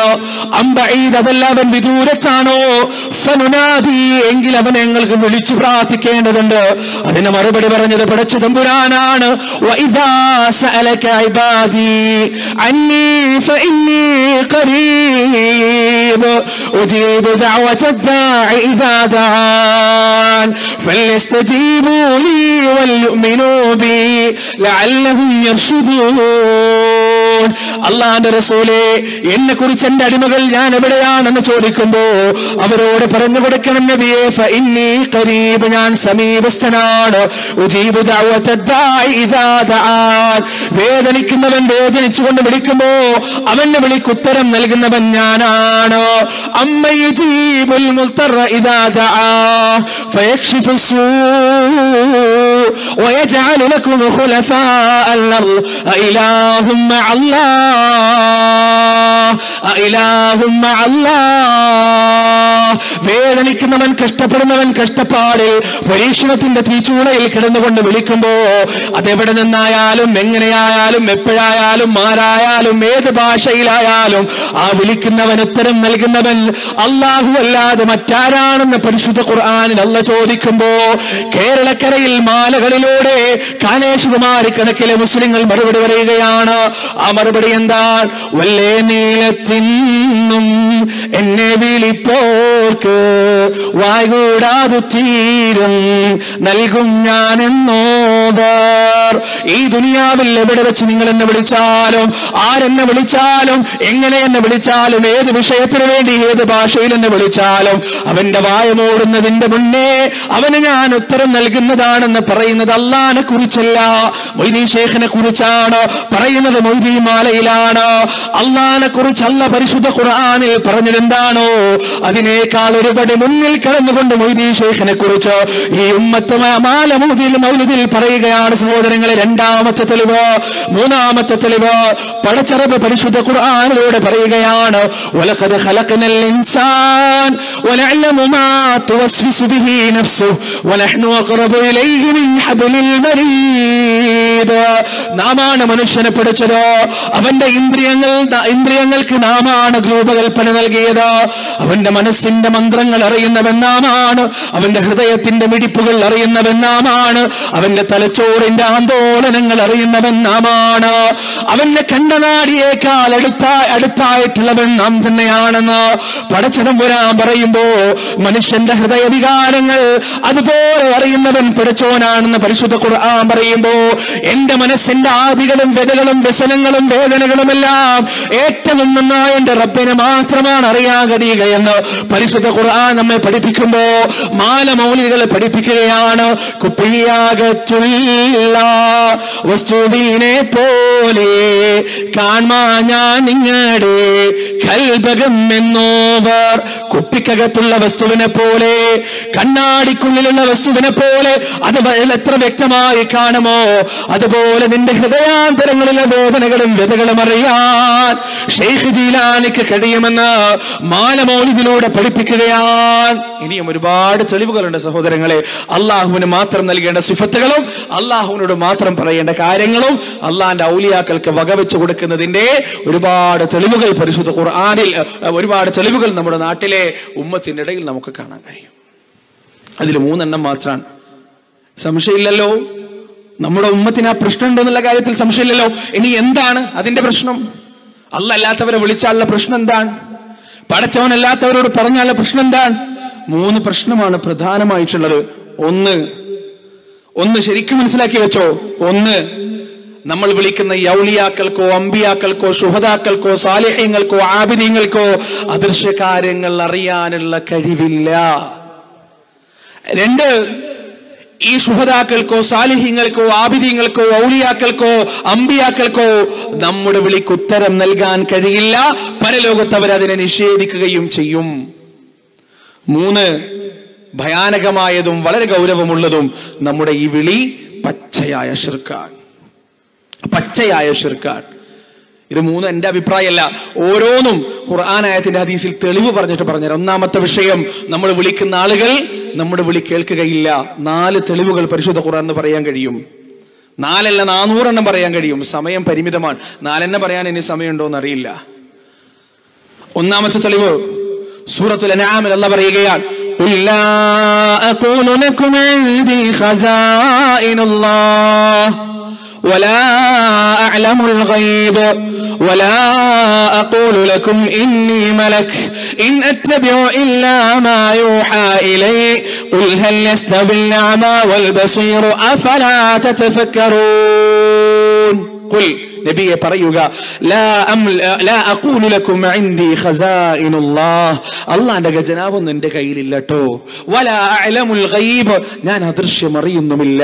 വലാ അഖൂലു ലക്കും ഇന്നി മലക്, ഞാൻ ഒരു മലക്കാണെന്ന് നിങ്ങളോട് പറയുന്നുമില്ല. ഖുൽ ഹൽ യസ്തവിയൽ ലദീന യഅലമൂൻ ഖുൽ ഹൽ യസ്തവിൽ അഅമാ വൽ ബസീർ അഫലാ തതഫക്കറൂൻ. കുരുടനും കാഴ്ചയുള്ളവനും ഒരുപോലെയാകൂലല്ലോ. അഫലാ തതഫക്കറൂൻ, ഖൗമേ നിങ്ങൾ ആലോചിക്കുന്നില്ലേ? ഒന്നാമത്തെ തെളിവ്.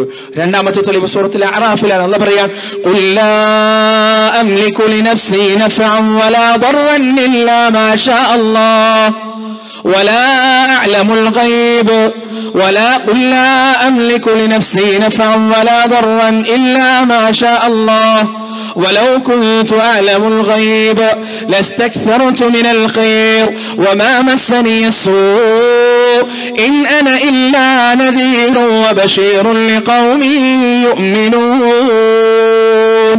قل نبي പറയുക, لا أملك لنفسي نفعا ولا ضرا إلا ما شاء الله. سبحان الله. നബിയെ പറയുക, എന്റെ സ്വന്തത്തിന് ഉപകാരമോ ഉപദ്രവമോ ചെയ്യാൻ എന്നെ കൊണ്ട് പറ്റില്ല. വലൗ കുന്തു അഅലമുൽ ഗൈബ്, എനിക്ക് രഹസ്യം അറിയുമായിരുന്നെങ്കിൽ, ഗൈബ് അറിയുമായിരുന്നെങ്കിൽ, ലസ്തക്സർതു മിനൽ ഖൈർ, ഞാൻ ഒരുപാട് നന്മകൾ എനിക്ക് വേണ്ടി വർദ്ധിപ്പിച്ചേനെ. വമാ മസ്സനി യസ്സൂ, എന്നൊരു ബുദ്ധിമുട്ടും ബാധിക്കുമായിരുന്നില്ല.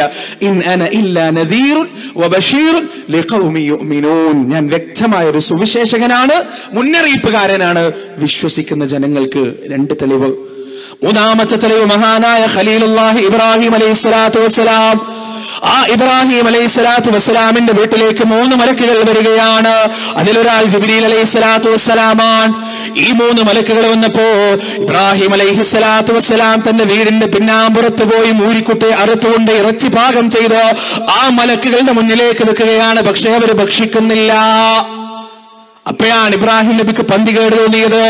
അപ്പോഴാണ് മലക്കുകൾ പറഞ്ഞത്, യാ ഇബ്രാഹിം, ഇബ്രാഹിമേ, ഞങ്ങൾ സാധാരണ മനുഷ്യരല്ല, ഞങ്ങൾ ഭക്ഷണം കഴിക്കുകയില്ല, ഞങ്ങൾ വെള്ളം കുടിക്കുകയില്ല, ഞങ്ങൾ അല്ലാഹുവിന്റെ മലക്കുകളാണ്. ഖലീലുല്ലാഹി ഇബ്രാഹിം അലൈഹിസ്സലാത്തു വസ്സലാം, അല്ലാഹുവിന്റെ കൂട്ടുകാരനെന്ന് പടച്ചോൻ വിശേഷിപ്പിച്ച ഇബ്രാഹിം അലൈഹിസ്സലാത്തു വസ്സലാം വന്നത് മലക്കുകളാണെന്ന് തിരിച്ചറിയാനുള്ള ഗൈബിയായ ഇൽമ് ഇബ്രാഹിം നബിക്കുണ്ടായിട്ടില്ല. നാലാമത്തെ തെളിവ് മഹാനായ യാക്കൂബ് നബി അലൈഹിസ്സലാത്തു വസ്സലാം ഒരുപാട് പ്രവാചകന്മാരുടെ പിതാവാണ്. യാക്കൂബ് നബി അലൈഹിസ്സലാത്തു വസ്സലാം, മൂസാ നബിയുടെ, ഹാറൂൻ നബിയുടെ, സക്കരിയ നബിയുടെ, ഇങ്ങനെ വരുന്ന ഒരുപാട് പ്രവാചകന്മാരുടെ പിതാവാണ് യാക്കൂബ് നബി, യൂസുഫ് നബിയുടെ, യൂനുസ് നബിയുടെ. എന്നാൽ ആ യാക്കൂബ് നബിയുടെ ഏറ്റവും ഇഷ്ടപ്പെട്ട പുത്രനായ, ഇളയ പുത്രനായ യൂസുഫ് നബി അലൈഹിസ്സലാത്തു വസ്സലാമിനെ ചതിച്ചു കൊല്ലുന്നതിന് വേണ്ടി, നാട് കടത്തുന്നതിന് വേണ്ടി തന്റെ ബീജത്തിൽ പിറന്ന 10 മക്കളും വന്നിട്ട് പറയുകയാണ്, ബാപ്പാ അങ്ങയുടെ മോനെ ഞങ്ങളുടെ കൂടെ പറഞ്ഞേക്കണേ എന്ന് പറഞ്ഞപ്പോ കണ്ണാടിക്കകത്തുള്ള വസ്തുവിനെ പോലെ തന്റെ മക്കളുടെ ഹൃദയാന്തരങ്ങളിലുള്ള വികാരങ്ങളെ കാണാൻ മഹാനായ പ്രവാചകൻ യാക്കൂബ് നബിക്ക് കഴിഞ്ഞിട്ടില്ല. മാത്രമല്ല, ഈജിപ്തിന്റെ അടിമച്ചന്തയുടെ കച്ചവടത്തിൽ തുച്ഛമായ വിലക്ക് യൂസുഫ് നബി വിൽക്കപ്പെടുമ്പോ തന്റെ പ്രിയപ്പെട്ട മകൻ നഷ്ടപ്പെട്ട വിരഹദുഃഖത്തിൽ വേദനിച്ച് കരയുകയായിരുന്ന ആ പിതാവിന്, പ്രവാചകനായിരുന്നിട്ട് പോലും ഈജിപ്തിന്റെ അടിമച്ചന്തയിൽ തന്റെ പ്രിയപ്പെട്ട മകൻ വിൽക്കപ്പെടുകയായിരുന്ന അദൃശ്യമായ ജ്ഞാനം യാക്കൂബ് നബിക്കുണ്ടായിരുന്നില്ല. 4 തെളിവുകൾ. ഇനിയും ഒരുപാട് തെളിവുകൾ പരിശുദ്ധ ഖുർആനിലുണ്ട്. സഹോദരങ്ങളെ, രണ്ടാമത്തെ പ്രശ്നം എന്താണ്? ഈ പറയുന്ന ആളുകൾ ഒരിക്കലും തന്നെ നമുക്ക് ഉത്തരം നൽകുകയില്ല.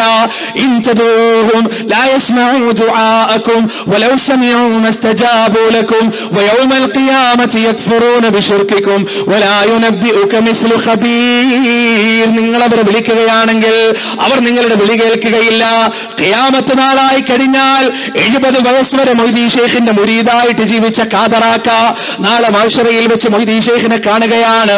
എന്നിട്ട് മൊയ്തീൻ ശൈഖിനോട് പറയുകയാണ്, ശൈഖേ, അങ്ങയുടെ മുരീദായിരുന്നു ഞാൻ കുത്തുബിയത്ത് കഴിച്ചിരുന്നു, മൊയ്തീമാല പാടിയിരുന്നു, ഒരുപാട് ആയിരം തവണ അങ്ങയെ വിളിച്ചിരുന്നു എന്ന് പറയുമ്പോ അവിടെ വെച്ച് മൊയ്തീൻ ശൈഖ് കൈമലർത്തിക്കൊണ്ട് പറയുകയാണ്, എന്തിനാണോ നീ എന്നെ വിളിച്ചത്? എന്താണ് ഈ കുത്തുബിയത്ത്? എന്താണ് ഈ മൊയ്തീമാല? എന്തിനാണ് നീ എന്നെ വിളിച്ചത്? അല്ലാഹനെ വിളിക്കാനല്ല ഞാൻ പഠിപ്പിച്ചത്, അല്ലാഹനെ വിളിക്കാനല്ല ഞാൻ ഗ്രന്ഥങ്ങൾ എഴുതിയത്, അല്ലാഹനെ വിളിക്കാനല്ല ഞാൻ പ്രഭാഷണങ്ങൾ നടത്തിയത്. ഞാൻ മരിച്ചു കഴിഞ്ഞപ്പോ എന്തിനാണോ നീ എന്നെ വിളിച്ചത് എന്ന് നാളെ പരലോകത്ത് മഹ്ശറയിൽ വെച്ച് മൊയ്തീൻ ശൈഖ് തിരിച്ചു ചോദിക്കുമെന്നാണ്. ഇന്നല്ലദീന തദഊന മിൻ ദൂനില്ലാഹി ഇബാദുൻ അംസാലുകും ഫദഊഹും ഫല്യസ്തജീബൂ ലക്കും ഇൻ കുൻതും സാദിഖീൻ. നിശ്ചയം അവർ വിളിക്കുന്നവരുണ്ടല്ലോ, അല്ലാഹു പറഞ്ഞ് വിളിക്കുന്നവരുണ്ടല്ലോ, അവരെല്ലാം അവരെ പോലെയുള്ള സാധാരണ അടിമകൾ മാത്രമാണ്. ഫദഊഹും, അവരെ വിളിക്കട്ടെ, ഫല്യസ്തജീബൂ ലക്കും, എന്നിട്ട് ആ വിളിക്കുന്ന ആളുകൾ അവർക്ക് മറുപടി നൽകട്ടെ. ഇൻ കുൻതും സാദിഖീൻ, അവർ സത്യവാന്മാരാണെങ്കിൽ.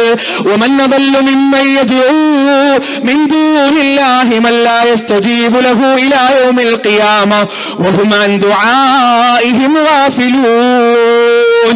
അല്ലാഹുവിന് പുറമെ ഒരിക്കലും ഉത്തരം ചെയ്യാത്ത ആളുകളെ വിളിച്ചു പ്രാർത്ഥിക്കുന്നവരെക്കാൾ വഴിപിഴച്ചു പോയവൻ ആരാണുള്ളത്?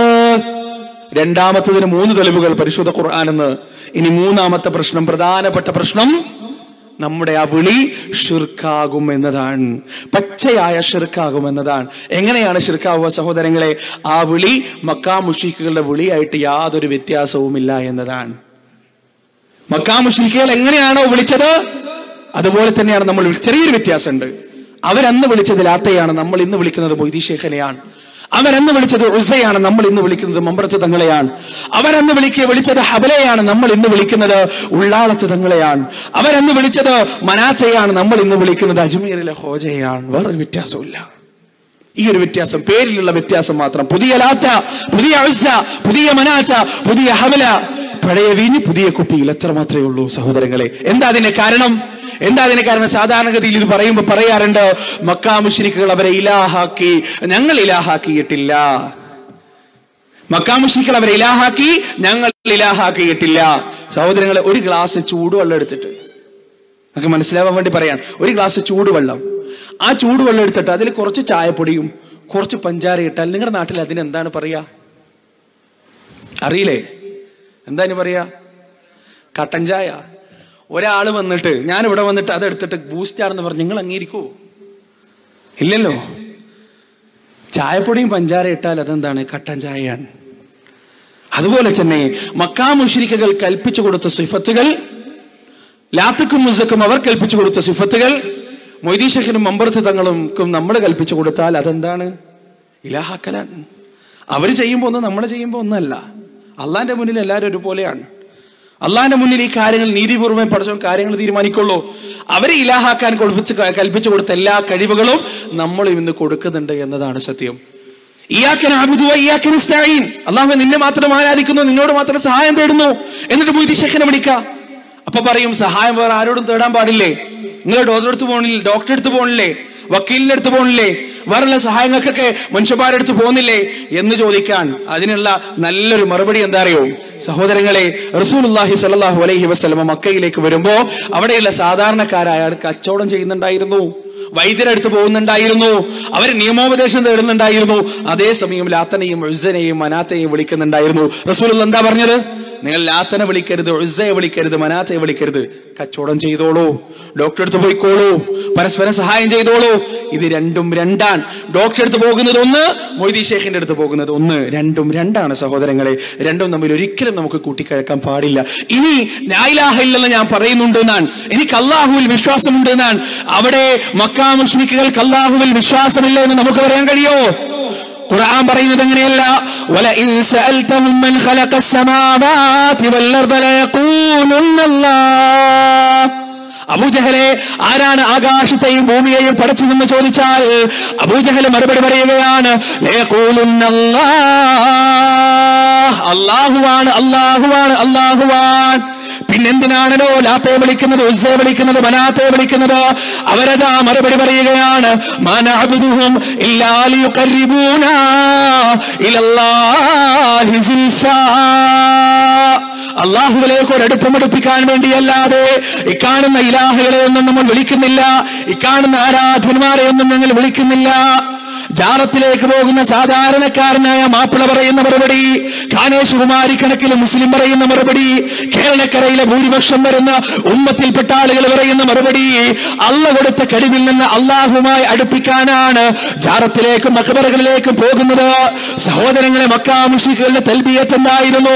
ലബ്ബൈക അല്ലാഹുമ്മ ലബ്ബൈക ലബ്ബൈക ലാ ശരീക ലക ഇല്ലാ ശരീകൻ ഹുവ ലക തംലികുഹു വമാ മലക. അല്ലാഹുവേ, ഞങ്ങളിതാ വന്നിരിക്കുകയാണ്, ഞങ്ങളിതാ നിന്റെ മുന്നിൽ ഹാജരായിരിക്കുകയാണ്. ലാ ശരീക ലക, നിനക്ക് പങ്കുകാരില്ല റബ്ബേ. ഇല്ലാ ശരീകൻ ഹുവ ലക തംലികുഹു വമാ മലക. ഏത് തരത്തിലുള്ള പങ്കുകാരല്ലാതെ ആ പങ്കുകാർക്കുള്ളതെല്ലാം നിന്റെ അധീനതയിലുള്ളതാണ്. ആ പങ്കുകാരുടെ കഴിവെല്ലാം നിന്റെ കഴിവാണ്, നീ കൊടുത്ത കഴിവാണ്, നീ അനുവദിച്ചു കൊടുത്ത കഴിവാണ്. അതുകൊണ്ടാണ് അബ്രഹത്തിന്റെ ആനപ്പെട്ടാല പരിശുദ്ധമായ കാബാ ശരീഫ് തകർക്കാൻ വന്നപ്പോ മുശ്രിക്കുകളുടെ നേതാവായ അബ്ദുൽ മുത്തലിബ് കാബയുടെ കില്ല പിടിച്ചുകൊണ്ട് ലോകത്തിന്റെ രക്ഷിതാവായ അള്ളാഹുവിനോട് പ്രാർത്ഥിച്ചു, നാഥ, വരുന്ന സർവായുധ സജ്ജരായ സൈന്യത്തിന്റെ മുന്നിൽ പടവെട്ടി നിൽക്കാനുള്ള സൈന്യസന്നാഹമോ ആൽഫലമോ ഖുറൈശികൾക്കില്ല. അതുകൊണ്ട് ഈ ഭവനം നീ കാത്തുകൊള്ളണേ, നിന്റെ ഈ വീട് നീ കാത്തുകൊള്ളണേ എന്ന് പ്രാർത്ഥിച്ചത് കേന്ദ്രമിന്റെ സെക്രട്ടറി പ്രസിഡന്റുമല്ല, മുശ്രിക്കുകളുടെ നേതാവായ അബ്ദുൽ മുത്തലിബാണ്. ആ അബ്ദുൽ മുത്തലിബിന്റെയും അബൂ താലിബിന്റെയും മുത്തബത്തിന്റെയും ഷൈബത്തിന്റെയും വലീദ് ഇബ്നു മുഗീറയുടെയും അബൂലഹബിന്റെയും അബൂജഹലിന്റെയും തൽബിയത്താണ് ഈ പറഞ്ഞത്. ഹജ്ജിന്റെ സമയത്ത് അവർ ചൊല്ലുന്ന തൽബിയത്ത് എന്താ? തൽബിയത്ത് ഇല്ലാ ശരീകൻ ഹുവ ലക തംലികുഹു വമാ മലക. അല്ലാഹുവേ, നിനക്ക് പങ്കുകാരില്ല, പക്ഷേ ആ പങ്കുകാർക്കുള്ളതെല്ലാം നിന്റെ അധീനതയിലുള്ളതാണ്. ഇതിനേക്കാൾ വലുത് വേറെ എന്താ വേണ്ടത് സഹോദരങ്ങളെ? അതുകൊണ്ട് അവർ വിളിക്കുന്നതും നമ്മൾ വിളിക്കുന്നതും തമ്മിൽ യാതൊരു വ്യത്യാസവുമില്ല. മനസ്സിലാക്കുക, ഞാൻ ചുരുക്കുകയാണ്. ഒരൊറ്റ കാര്യം സിമ്പിളായി മനസ്സിലാക്കുക, ഖൗഫും തമഉം മുഴുവൻ അള്ളാഹുവിന് മാത്രം. തേട്ടങ്ങളും ആരാധനയും മുഴുവൻ അള്ളാഹുവിന് മാത്രം. അള്ളാഹു അല്ലാത്തവരെ പ്രതീക്ഷിക്കുമ്പോഴാണ് എന്റെ സഹോദരൻ സംസാരിച്ചതുപോലെയുള്ള ഒരുപാട് സംഭവങ്ങൾ നമ്മുടെ നാട്ടിൽ ഉണ്ടായി വരുന്നത്. അള്ളാഹു അല്ലാത്തവർക്ക് എന്തൊക്കെയോ കഴിവുണ്ട്, അവർക്ക് എന്തൊക്കെയോ ശ്രേഷ്ഠതകളുണ്ട്. എന്റെ നാട്ടിലൊരാളുണ്ട്, ഒരു വയസ്സായ മനുഷ്യൻ. അയാളെ കിടന്നുറങ്ങുമ്പോ അയാളുടെ തലയിണയുടെ അടിയിൽ ഒരു കടലാസ് വെച്ചിട്ടാണ് അയാൾ കിടന്നുറങ്ങുക. ആ കടലാസ് എടുത്ത് നോക്കിയപ്പോ ആ കടലാസിൽ എഴുതി വെച്ചിട്ടുള്ളത് ഹാദാ റജുലുൻ സാലിഹ് ഫലാ യുസ്അൽ, ഇത് നല്ല മനുഷ്യനാണ്, അതുകൊണ്ട് ചോദ്യം ചെയ്യാൻ പാടില്ല എന്നാണ്. ഇതൊരു നല്ല മനുഷ്യനാണ്, അതുകൊണ്ട് ചോദ്യം ചെയ്യാൻ പാടില്ല എന്നാണ്. കുറെ ചോദിച്ചപ്പോൾ അയാൾ പറഞ്ഞു, കണ്ണൂർ ജില്ലയിൽ ഇരിക്കൂർ ഒരു തങ്ങലുണ്ടായിരുന്നു. ആ തങ്ങര് 50,000 ഉറുപ്യ കൊടുത്താൽ ഖബറിലെ മുൻകറിന് കീറിന് കത്തെഴുതി തരും, മൂപ്പര് ഒപ്പിട്ടരും. എന്താ ഒപ്പ്? ഇത് ഇയാൾ നല്ല മനുഷ്യനാണ്, ഇയാളോട് ചോദ്യം ചോദിക്കാൻ പാടില്ല. എത്ര ഉറുപ്യ? 50,000 ഉറുപ്യ. ഖബറിലെ ചോദ്യം ഒഴിവാക്കാൻ. ഖബറിലെ ചോദ്യം ഒഴിവാവോ? എങ്ങനെയാ ഖബറിലെ ചോദ്യങ്ങൾ ലഘൂകരിക്കുക? അള്ളാന്റെ റസൂലല്ല നമസ്കാരത്തിന് ശേഷവും പ്രാർത്ഥിക്കാൻ പഠിപ്പിച്ചു. അല്ലാഹുമ്മ ഇന്നി അഊദു ബിക മിൻ അദാബിൽ ഖബരി വമിൻ അദാബിൻ നാരി വമിൻ ഫിത്നത്തിൽ മഹ്യാ വൽ മമാതി വമിൻ ശർരി ഫിത്നത്തിൽ മസീഹിദ് ദജ്ജാൽ. അല്ലാഹുവേ, ഖബറിന്റെ ശിക്ഷയിൽ നിന്ന് എന്നെ കാത്തുരക്ഷിക്കണേ. 5 വക്ത് നിസ്കാരത്തിലും പ്രാർത്ഥിക്കുന്നുണ്ട്. പക്ഷേ അത്തഹിയാത്തുൽ പകുതിക്ക് നീ പ്രാർത്ഥന പറയാൻ പറഞ്ഞാൽ കിട്ടൂല.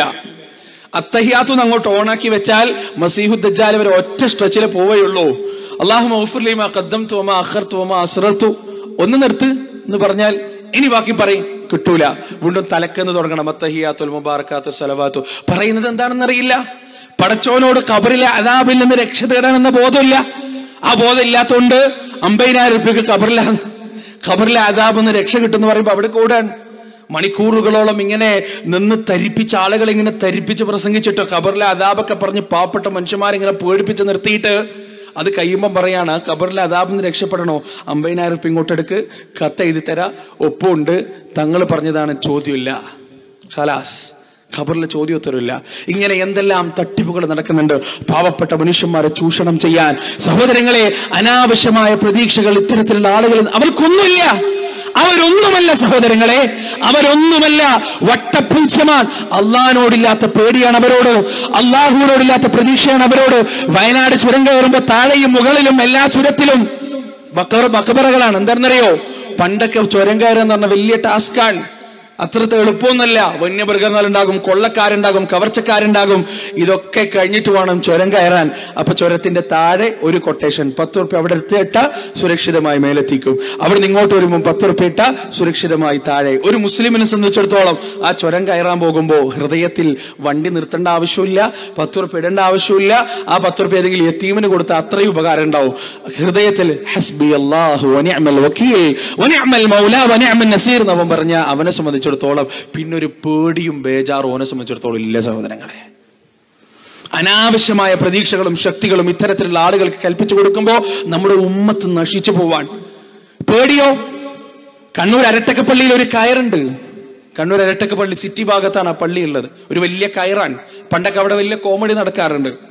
പോലീസുകാരെ കള്ളന്മാരെ കൂട്ടിക്കൊണ്ടുവരും. എന്നിട്ട് ആ പള്ളിന്റെ പുറത്ത് നിർത്തിയിട്ട് ചോദിക്കും, എടാ നീ കട്ടിട്ടുണ്ടോ? ഇല്ല, ഞാൻ കട്ടിട്ടില്ല. സത്യം പറയടാ. ഇല്ല, ഞാൻ കട്ടിട്ടില്ല. പടച്ചോനാണ്, ഞാൻ കട്ടിട്ടില്ല. വല്ലാഹി ഞാൻ കട്ടിട്ടില്ല. സാറേ, അതിന്റെ ഉള്ളിലേക്ക് നമുക്ക് പോവണ്ട. അങ്ങനെ വലിച്ചു പിടിച്ച് പള്ളിന്റെ ഉള്ളിലേക്ക് കൊണ്ടുപോയി ആ കയറ് പിടിപ്പിക്കും. കയറ് പിടിപ്പിച്ചിട്ട് ചോദിക്കും, എടാ നീ കട്ടിട്ടുണ്ടോ? അപ്പോൾ അവൻ പറയും, സാറേ ഞാൻ അറിയാതെ ചെയ്തു പോയതാണ്, കട്ടിട്ടുണ്ട്, എന്നൊന്നും ചെയ്യരുത്, ഉപദ്രവിക്കരുത്. അവൻ സത്യം പറയും. പുറത്തുനിന്ന് പടച്ചോനെ സത്യം ഇടാൻ ഓനെ കൊണ്ടൊരു പേടിയില്ല. എന്നാൽ ഉള്ളിലെത്തിയിട്ട് കയറ് പിടിച്ച് സത്യം ചെയ്യാൻ പറയുമ്പോ ഒരു പേടിയാണ്. അള്ളാഹിനോടില്ലാത്ത പേടിയാണ് കയറിനോട്. 5 വക്ത് പള്ളിയിൽ പോയിട്ടില്ലെങ്കിൽ ഒരു പ്രശ്നമില്ല. എന്നാൽ വീട്ടിൽ നിന്ന് പുറത്തേക്ക് ഇറങ്ങുമ്പോ ഒരു കരിമ്പൂച്ച ഒന്ന് മുന്നോട്ട് ചാടിയാൽ മതി, ഓനവിടെ പേടിച്ച്. പൂച്ചനെയാ പേടി, കുറ്റിനെയാ പേടി, മുട്ടനെയാ പേടി, മുള്ളിനെയും മുരടെയാണ് പേടി. പടച്ചോനെ പേടിയില്ല, അള്ളാഹിനെ പേടിയില്ല, വിശ്വാസമില്ല. അള്ളാഹിനോട് ഇങ്ങനെ ധിക്കരിച്ച് തോന്നിയതുപോലെ അങ്ങനെ നടക്കാൻ വലിയകൾക്ക് ആവശ്യമില്ലാത്ത കറാമത്തുകൾ ഇങ്ങനെ കൽപ്പിച്ചു കൊടുത്തിട്ട് ഏതൊക്കെ രീതിയിലാണ് സഹോദരങ്ങളെ. ഔലിയാക്കൾക്ക് കറാമത്തില്ലേ? ഉണ്ട്, അതിൽ യാതൊരു സംശയമില്ല. ألا إن أولياء الله لا خوف عليهم ولا هم يحزنون الذين آمنوا وكانوا يتقون. അറിയണേ, അള്ളാഹുവിന്റെ ഔലിയാക്കൾ അവർക്ക് ഭയപ്പെടേണ്ടതില്ല, ദുഃഖിക്കേണ്ടതില്ല. അല്ലദീന ആമനൂ വകാനൂ യത്തഖൂൻ, അവർ വിശ്വസിക്കുന്നവരാണ്, സൂക്ഷ്മത പാലിക്കുന്നവരാണ്. അവർക്കൊന്നും പേടിക്കേണ്ടതില്ല, ഭയപ്പെടേണ്ടതില്ല. എന്നാൽ ആ ഔലിയാക്കളെ കുറിച്ച് ഇവര് പറയുന്നത് എന്താ? മലപ്പുറം ജില്ലയിൽ ഖബറടക്കിയ വലിയ എവിടെയാണ് പൊന്ത? പിന്നെ കണ്ണൂർ ജില്ലയിലാണ്. അങ്ങനെ എത്ര വലിയകളുണ്ട്. സത്യത്തിൽ മുജാഹിദുകളെ കുറിച്ചാണ് ഔലിയാക്കളെ കളിയാക്കുന്ന ആൾക്കാർ എന്ന് പറയല്. ഇവർ ഔലിയാക്കളെ പെരിച്ചായികളാക്കല്ലേ സഹോദരങ്ങളെ? എന്തിനാ മൊയ്തി ഷെയ്ഖിനെ വിളിക്കുമ്പോ മുറി മുഴുവൻ ഇരുട്ടാക്കുന്നത്? എന്തിനാ? മൊയ്തി ഷെയ്ഖൻ എന്താ കുറുക്കനെ പോലെ എന്തിനാ കണ്ടത്? ഇരുട്ടത്ത് മാത്രമേ വരുള്ളൂ, വെളിച്ചത്ത് വരൂലേ? വെളിച്ചത്ത് വരൂലേ അള്ളാന്റെ ഔലിയാക്കൾ? അള്ളാന്റെ ഔലിയാക്കൾ നിങ്ങൾ കുറുക്കന്മാരാക്കല്ലേ? എന്താ വെളിച്ചത്ത് വന്നാൽ?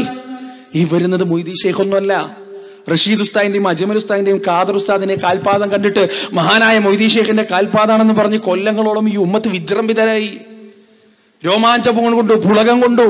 ഇന്നും അതങ്ങനെ നിർലോഭം തുടരുകയാണ്. വിദ്യാഭ്യാസത്തിനോ സാക്ഷരതക്കോ നവോത്ഥാനത്തിനോ തടയാൻ കഴിയുന്നില്ല. മഅദല്ലാഹ്. സഹോദരങ്ങളെ, ഒരു വലിയന്റെ കറാമത്ത് നമ്മൾ കണ്ണുകൊണ്ട് നമ്മൾ കണ്ടാൽ, ഒരു സിദ്ധന്റെ കറാമത്ത് കണ്ണുകൊണ്ട് നമ്മൾ കണ്ടാൽ എന്താ നമ്മുടെ നിലപാട്? ഖുർആൻ പഠിപ്പിച്ചു തന്നിട്ടില്ലേ? സക്കരിയ നബി അലൈഹി സ്വലാത്തു വസ്സലാമിന് മുടി നരക്കുവോളം കുട്ടികളുണ്ടായിട്ടില്ല, എല്ല് മുരുമ്പിച്ചു പോവോളം കുട്ടികളുണ്ടായിട്ടില്ല. അവസാനം മറിയം ബീവിന്റെ അടുത്ത് ഒരു കറാമത്ത് കാണാൻ. എന്താണ്? ചൂടുകാലത്തുള്ള പഴവർഗ്ഗങ്ങൾ മുഴുവൻ തണുപ്പ് കാലത്തും, തണുപ്പ് കാലത്തുള്ള പഴവർഗ്ഗങ്ങൾ മുഴുവൻ ചൂടുകാലത്തും മറിയം ബീവിയുടെ മെഹ്റാബിൽ അങ്ങനെ സുലഭം. അവസാനം സക്കരിയ നബി ചോദിച്ചു, അന്നാലകി ഹാദാ, മോളെ എവിടുന്നാണ് നിനക്കിത് കിട്ടിയത്? ഖാലത് ഹുവ മിൻ ഇൻദില്ലാഹ് ഇന്നല്ലാഹ യർസുഖു മൻ യശാഉ ബിഗൈരി ഹിസാബ്. അല്ലാഹുവിന്റെ പക്കൽ നിന്നുള്ളതാണ്. അല്ലാഹു അവൻ ഉദ്ദേശിക്കുന്നവർക്ക് സബബുകൾക്ക് അതീതമായി ഉപജീവനം നൽകുന്നു. മറിയം ബീവിയുടെ മറുപടിയാണ്, ഒരു കറാമത്ത് കണ്ണുകൊണ്ട് കാണുകയാണ്. എന്താ സക്കരിയ നബി ചെയ്തത്? മോളെ ഇവിടെ ഇരിക്ക്, ഞാൻ ഇപ്പൊ വരാം. ഒരു പച്ച പുതപ്പ് തലയിലിട്ട് കൊടുത്തു. പുറത്തൊരു കൗണ്ടർ, കുറച്ച് മുട്ട, നെയ്യ്, നൂല് ഒക്കെ എടുത്ത് റെഡിയായി. കച്ചവടം തുടങ്ങാം. വരട്ടെ. തുടങ്ങിയോ സക്കരിയ നബി അലൈഹി സ്വലാത്തു വസ്സലാം? അവിടെ എന്താ ചെയ്തു? ഇനി അദ്ദേഹത്തിന് വലിയൊരു വിഷമല്ലേ? എന്താ വിഷമം? കുട്ടികളുണ്ടായിട്ടില്ല, ഇന്ന് വരെ വയസ്സായി, ഒരു കുഞ്ഞിക്കാലി കാണാൻ ഭാഗ്യം കിട്ടിയിട്ടില്ല. ആ നിമിഷം സക്കരിയ നബി എന്താ ചെയ്തത്? മറിയം ബീവിയുടെ കാലിൽ വീണിട്ട്, പൊന്നു മോളെ, ഇത്രയും നാള് നിന്റെ മൂത്താപ്പയാണ്, മറിയം ബീവിയുടെ മൂത്താപ്പയാണ് സക്കരിയ നബി, നിന്റെ മൂത്താപ്പ പൊന്നുപോലെ നിന്നെ നോക്കിയില്ലേ, ഒരു കുട്ടിനെ എനിക്ക് തരാൻ പറ്റുമോ എന്ന് സക്കരിയ നബി ചോദിച്ചോ? ഇല്ല. മറിച്ച് ഈ കറാമത്തുകൾ മുഴുവനെ കണ്ടപ്പോ സക്കരിയ നബി അലൈഹി സ്വലാത്തു വസ്സലാം അവിടെ ചെയ്തത് എന്താ? പരിശുദ്ധ ഖുർആൻ പറയുന്നു, ഹുനാലിക ദഅ സക്കരിയ റബ്ബ ഖാല റബ്ബി ഹബ് ലീ മിൻ ലദുക ദുർരിയതൻ തയ്യിബ ഇന്നക സമീഉ ദുആ. അവിടെ വെച്ച് സക്കരിയ നബി വിളിക്കുകയാണ്, റബ്ബി ഹബ് ലീ മിൻ ലദുക ദുർരിയതൻ തയ്യിബ. അല്ലാഹുവേ, എനിക്ക് നല്ലൊരു സന്താനത്തെ നൽകണമേ. മറിയം ബീവിക്ക് കറാമത്ത് കൊടുത്ത യഥാർത്ഥ കറാമത്തിന്റെ ഉറവിടത്തിലേക്ക്, ആ കറാമത്തിന്റെ സ്രോതസ്സിലേക്ക് കൈയുയർത്തിക്കൊണ്ട് സക്കരിയ നബി ചോദിക്കുകയാണ്, റബ്ബേ, എനിക്കൊരു കുട്ടിനെ നൽകണേ. ഇന്നക സമീഉ ദുആ. നിശ്ചയം എല്ലാ ദുആകളും തേട്ടങ്ങളും കേൾക്കുന്നവൻ നീ മാത്രമാണ്. ഇതാണ് മാതൃക. എന്ത് കറാമത്ത് കണ്ടാലും, എന്ത് അത്ഭുതം കണ്ടാലും, ആ അത്ഭുതത്തിന്റെ എല്ലാം യഥാർത്ഥ ഉറവിടമായ രാജാതിരാജനായ ഖാലിഖുൽ മഖ്ലൂഖായ റാഹിമുർ റഹീമായ ആ റബ്ബിങ്കിലേക്ക് നമ്മളുടെ കൈകൾ ഉയരട്ടെ. അത് തന്നെയാണ് ഖുർആനിൽ എല്ലാ പ്രവാചകന്മാരുടെ തേട്ടത്തിലും നമുക്ക് കാണാൻ കഴിയുക. ഒറ്റൊരു കാര്യം കൂടി പറഞ്ഞിട്ട് ഞാൻ അവസാനിപ്പിക്കുകയാണ്. സഹോദരങ്ങളെ, നിങ്ങൾ ഒരുപാട് നേരം ഇരുന്നിട്ട് പല ആളുകളുടെ മുഖത്ത് തളർച്ച ഇങ്ങനെ എടുത്തു കാണിക്കുന്നുണ്ട്. ഇനിയും ഞാൻ സംസാരിച്ചാൽ അത് നിങ്ങളോട് ചെയ്യുന്നൊരു വലിയ അക്രമമാണ് എന്നത് ഉത്തമ ബോധ്യമുള്ളത് കൊണ്ട് ഞാൻ അവസാനിപ്പിക്കുകയാണ്. ഒറ്റ കാര്യം കൂടി പറഞ്ഞിട്ട്, ഇസ്ലാമിൽ എല്ലാ കാര്യങ്ങൾക്കും പ്രാർത്ഥനകൾ പഠിപ്പിച്ചു തന്നിട്ടുണ്ട് അല്ലേ? ഏതിനാ പ്രാർത്ഥന ഇല്ലാത്തത്? തിന്നുമ്പോൾ പ്രാർത്ഥനയില്ലേ? കുടിക്കുമ്പോൾ ഇല്ലേ? ഇരിക്കുമ്പോൾ, നടക്കുമ്പോൾ, വീട്ടിൽ കയറുമ്പോൾ, ഇറങ്ങുമ്പോൾ, ഡ്രസ്സ് ഇടുമ്പോൾ, അഴിക്കുമ്പോൾ, പിന്നെ ഉറങ്ങുമ്പോൾ, ബാത്റൂമിൽ കയറുമ്പോൾ, ഇറങ്ങുമ്പോൾ, പള്ളി കയറുമ്പോൾ, ഇറങ്ങുമ്പോൾ, എല്ലാ പ്രാർത്ഥനയും ഇന്ന് നിങ്ങൾ വീട്ടിലേക്ക് തിരിച്ചു പോയിട്ട് അരിച്ചു പറക്കുക. ഈ പ്രാർത്ഥനയിൽ എവിടെയെങ്കിലും അല്ലാഹുമ്മ അല്ലാഹുമ്മ അല്ലാഹുമ്മ അല്ലാഹുമ്മ എന്നല്ലാതെ, അല്ലാഹുവിനോടല്ലാതെ, അള്ളാന്റെ റസൂലിനോടോ അള്ളാന്റെ മലക്കുകളോടോ അള്ളാന്റെ അമ്പിയാക്കളോടോ ഏതെങ്കിലും ഒരു പ്രാർത്ഥന റസൂലുള്ളാഹി സ്വല്ലല്ലാഹി അലൈഹി വസല്ലം പഠിപ്പിച്ചു തന്നിട്ടുണ്ടോ? ഇല്ല. അതിന്റെ അർത്ഥം എന്താണ്? ഇസ്ലാമിൽ അങ്ങനെ ഒരു സംഗതിയില്ല. ഇസ്ലാമിൽ അങ്ങനെ ഒരു സംഗതിയില്ല.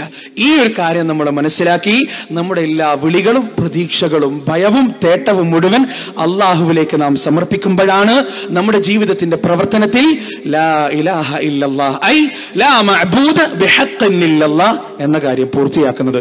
അല്ലാഹു സുബ്ഹാനഹു വ തആല മുവഹിദുകളായി ജീവിക്കുവാനും മുവഹിദുകളായി മരിക്കുവാനും ആ വഹ്ദാനിയത്തിന് സാക്ഷികളായി മഅ്ശറയിൽ എഴുന്നേറ്റ് നിൽക്കുവാനും നമുക്ക് ഏവർക്കും തൗഫീഖ് നൽകുമാറാകട്ടെ. നാഥ, ഞങ്ങൾ ഞങ്ങളിൽ നിന്ന് ഈ സാലിഹായ സൽക്കർമ്മം നീ സ്വീകരിക്കണേ റബ്ബേ. അള്ളാഹുവേ, ഞങ്ങളുടെ വാക്കുകൾ കേട്ട നിഷ്പക്ഷരായ ജനങ്ങളുടെ മനസ്സുകളിൽ നീ മാറ്റമുണ്ടാക്കണേ അള്ളാഹുവേ. സിദ്ധന്മാരുടെയും വലിയകളുടെയും മക്ബറകളുടെയും ജാറങ്ങളുടെയും ചതിയിൽപ്പെട്ട് തൗഹീദില്ലാതെ ജീവിക്കുന്ന പാവപ്പെട്ട മനുഷ്യർക്ക് നീ ഹിദായത്ത് നൽകണേ അള്ളാഹുവേ. ഇത്തരത്തിലുള്ള കള്ള നാണയങ്ങളുടെ ചതിയിൽ നിന്ന് ഈ ഉമ്മത്തിനെ നീ കാത്തുരക്ഷിക്കണേ അള്ളാഹുവേ. നവോത്ഥാനത്തോടുകൂടി ഉജ്ജ്വലമായ ചിന്തകളോടുകൂടി വരും കാലങ്ങളിൽ ഇസ്ലാമിനെ കാണിക്കുവാനും പ്രചരിപ്പിക്കുവാനും ഈ ഉമ്മത്തിന് നീ തൗഫീഖ് നൽകണേ അള്ളാഹുവേ. മരിക്കുന്ന സമയത്ത് ലാ ഇലാഹ ഇല്ലല്ലാഹ് എന്ന് ചൊല്ലി മരിക്കാൻ ഞങ്ങൾക്ക് നീ തൗഫീഖ് നൽകണേ اللهم اغفر للمؤمنين والمؤمنات والمسلمين والمسلمات الأحياء منهم والأموات إنك مجيب الدعوات يا قاضي الحاجات.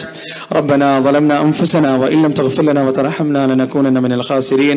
ربنا آتنا في الدنيا حسنة وفي الآخرة حسنة وقنا عذاب النار. ربنا تقبل منا إنك أنت السميع العليم وتب علينا إنك أنت التواب الرحيم. وصلى الله عليه وعلى آله وصحبه وسلم. هذا والله أعلم. سبحان الله وبحمده. سبحانك اللهم وبحمدك أشهد أن لا إله إلا أنت أستغفرك وأتوب إليك. والسلام عليكم ورحمة الله.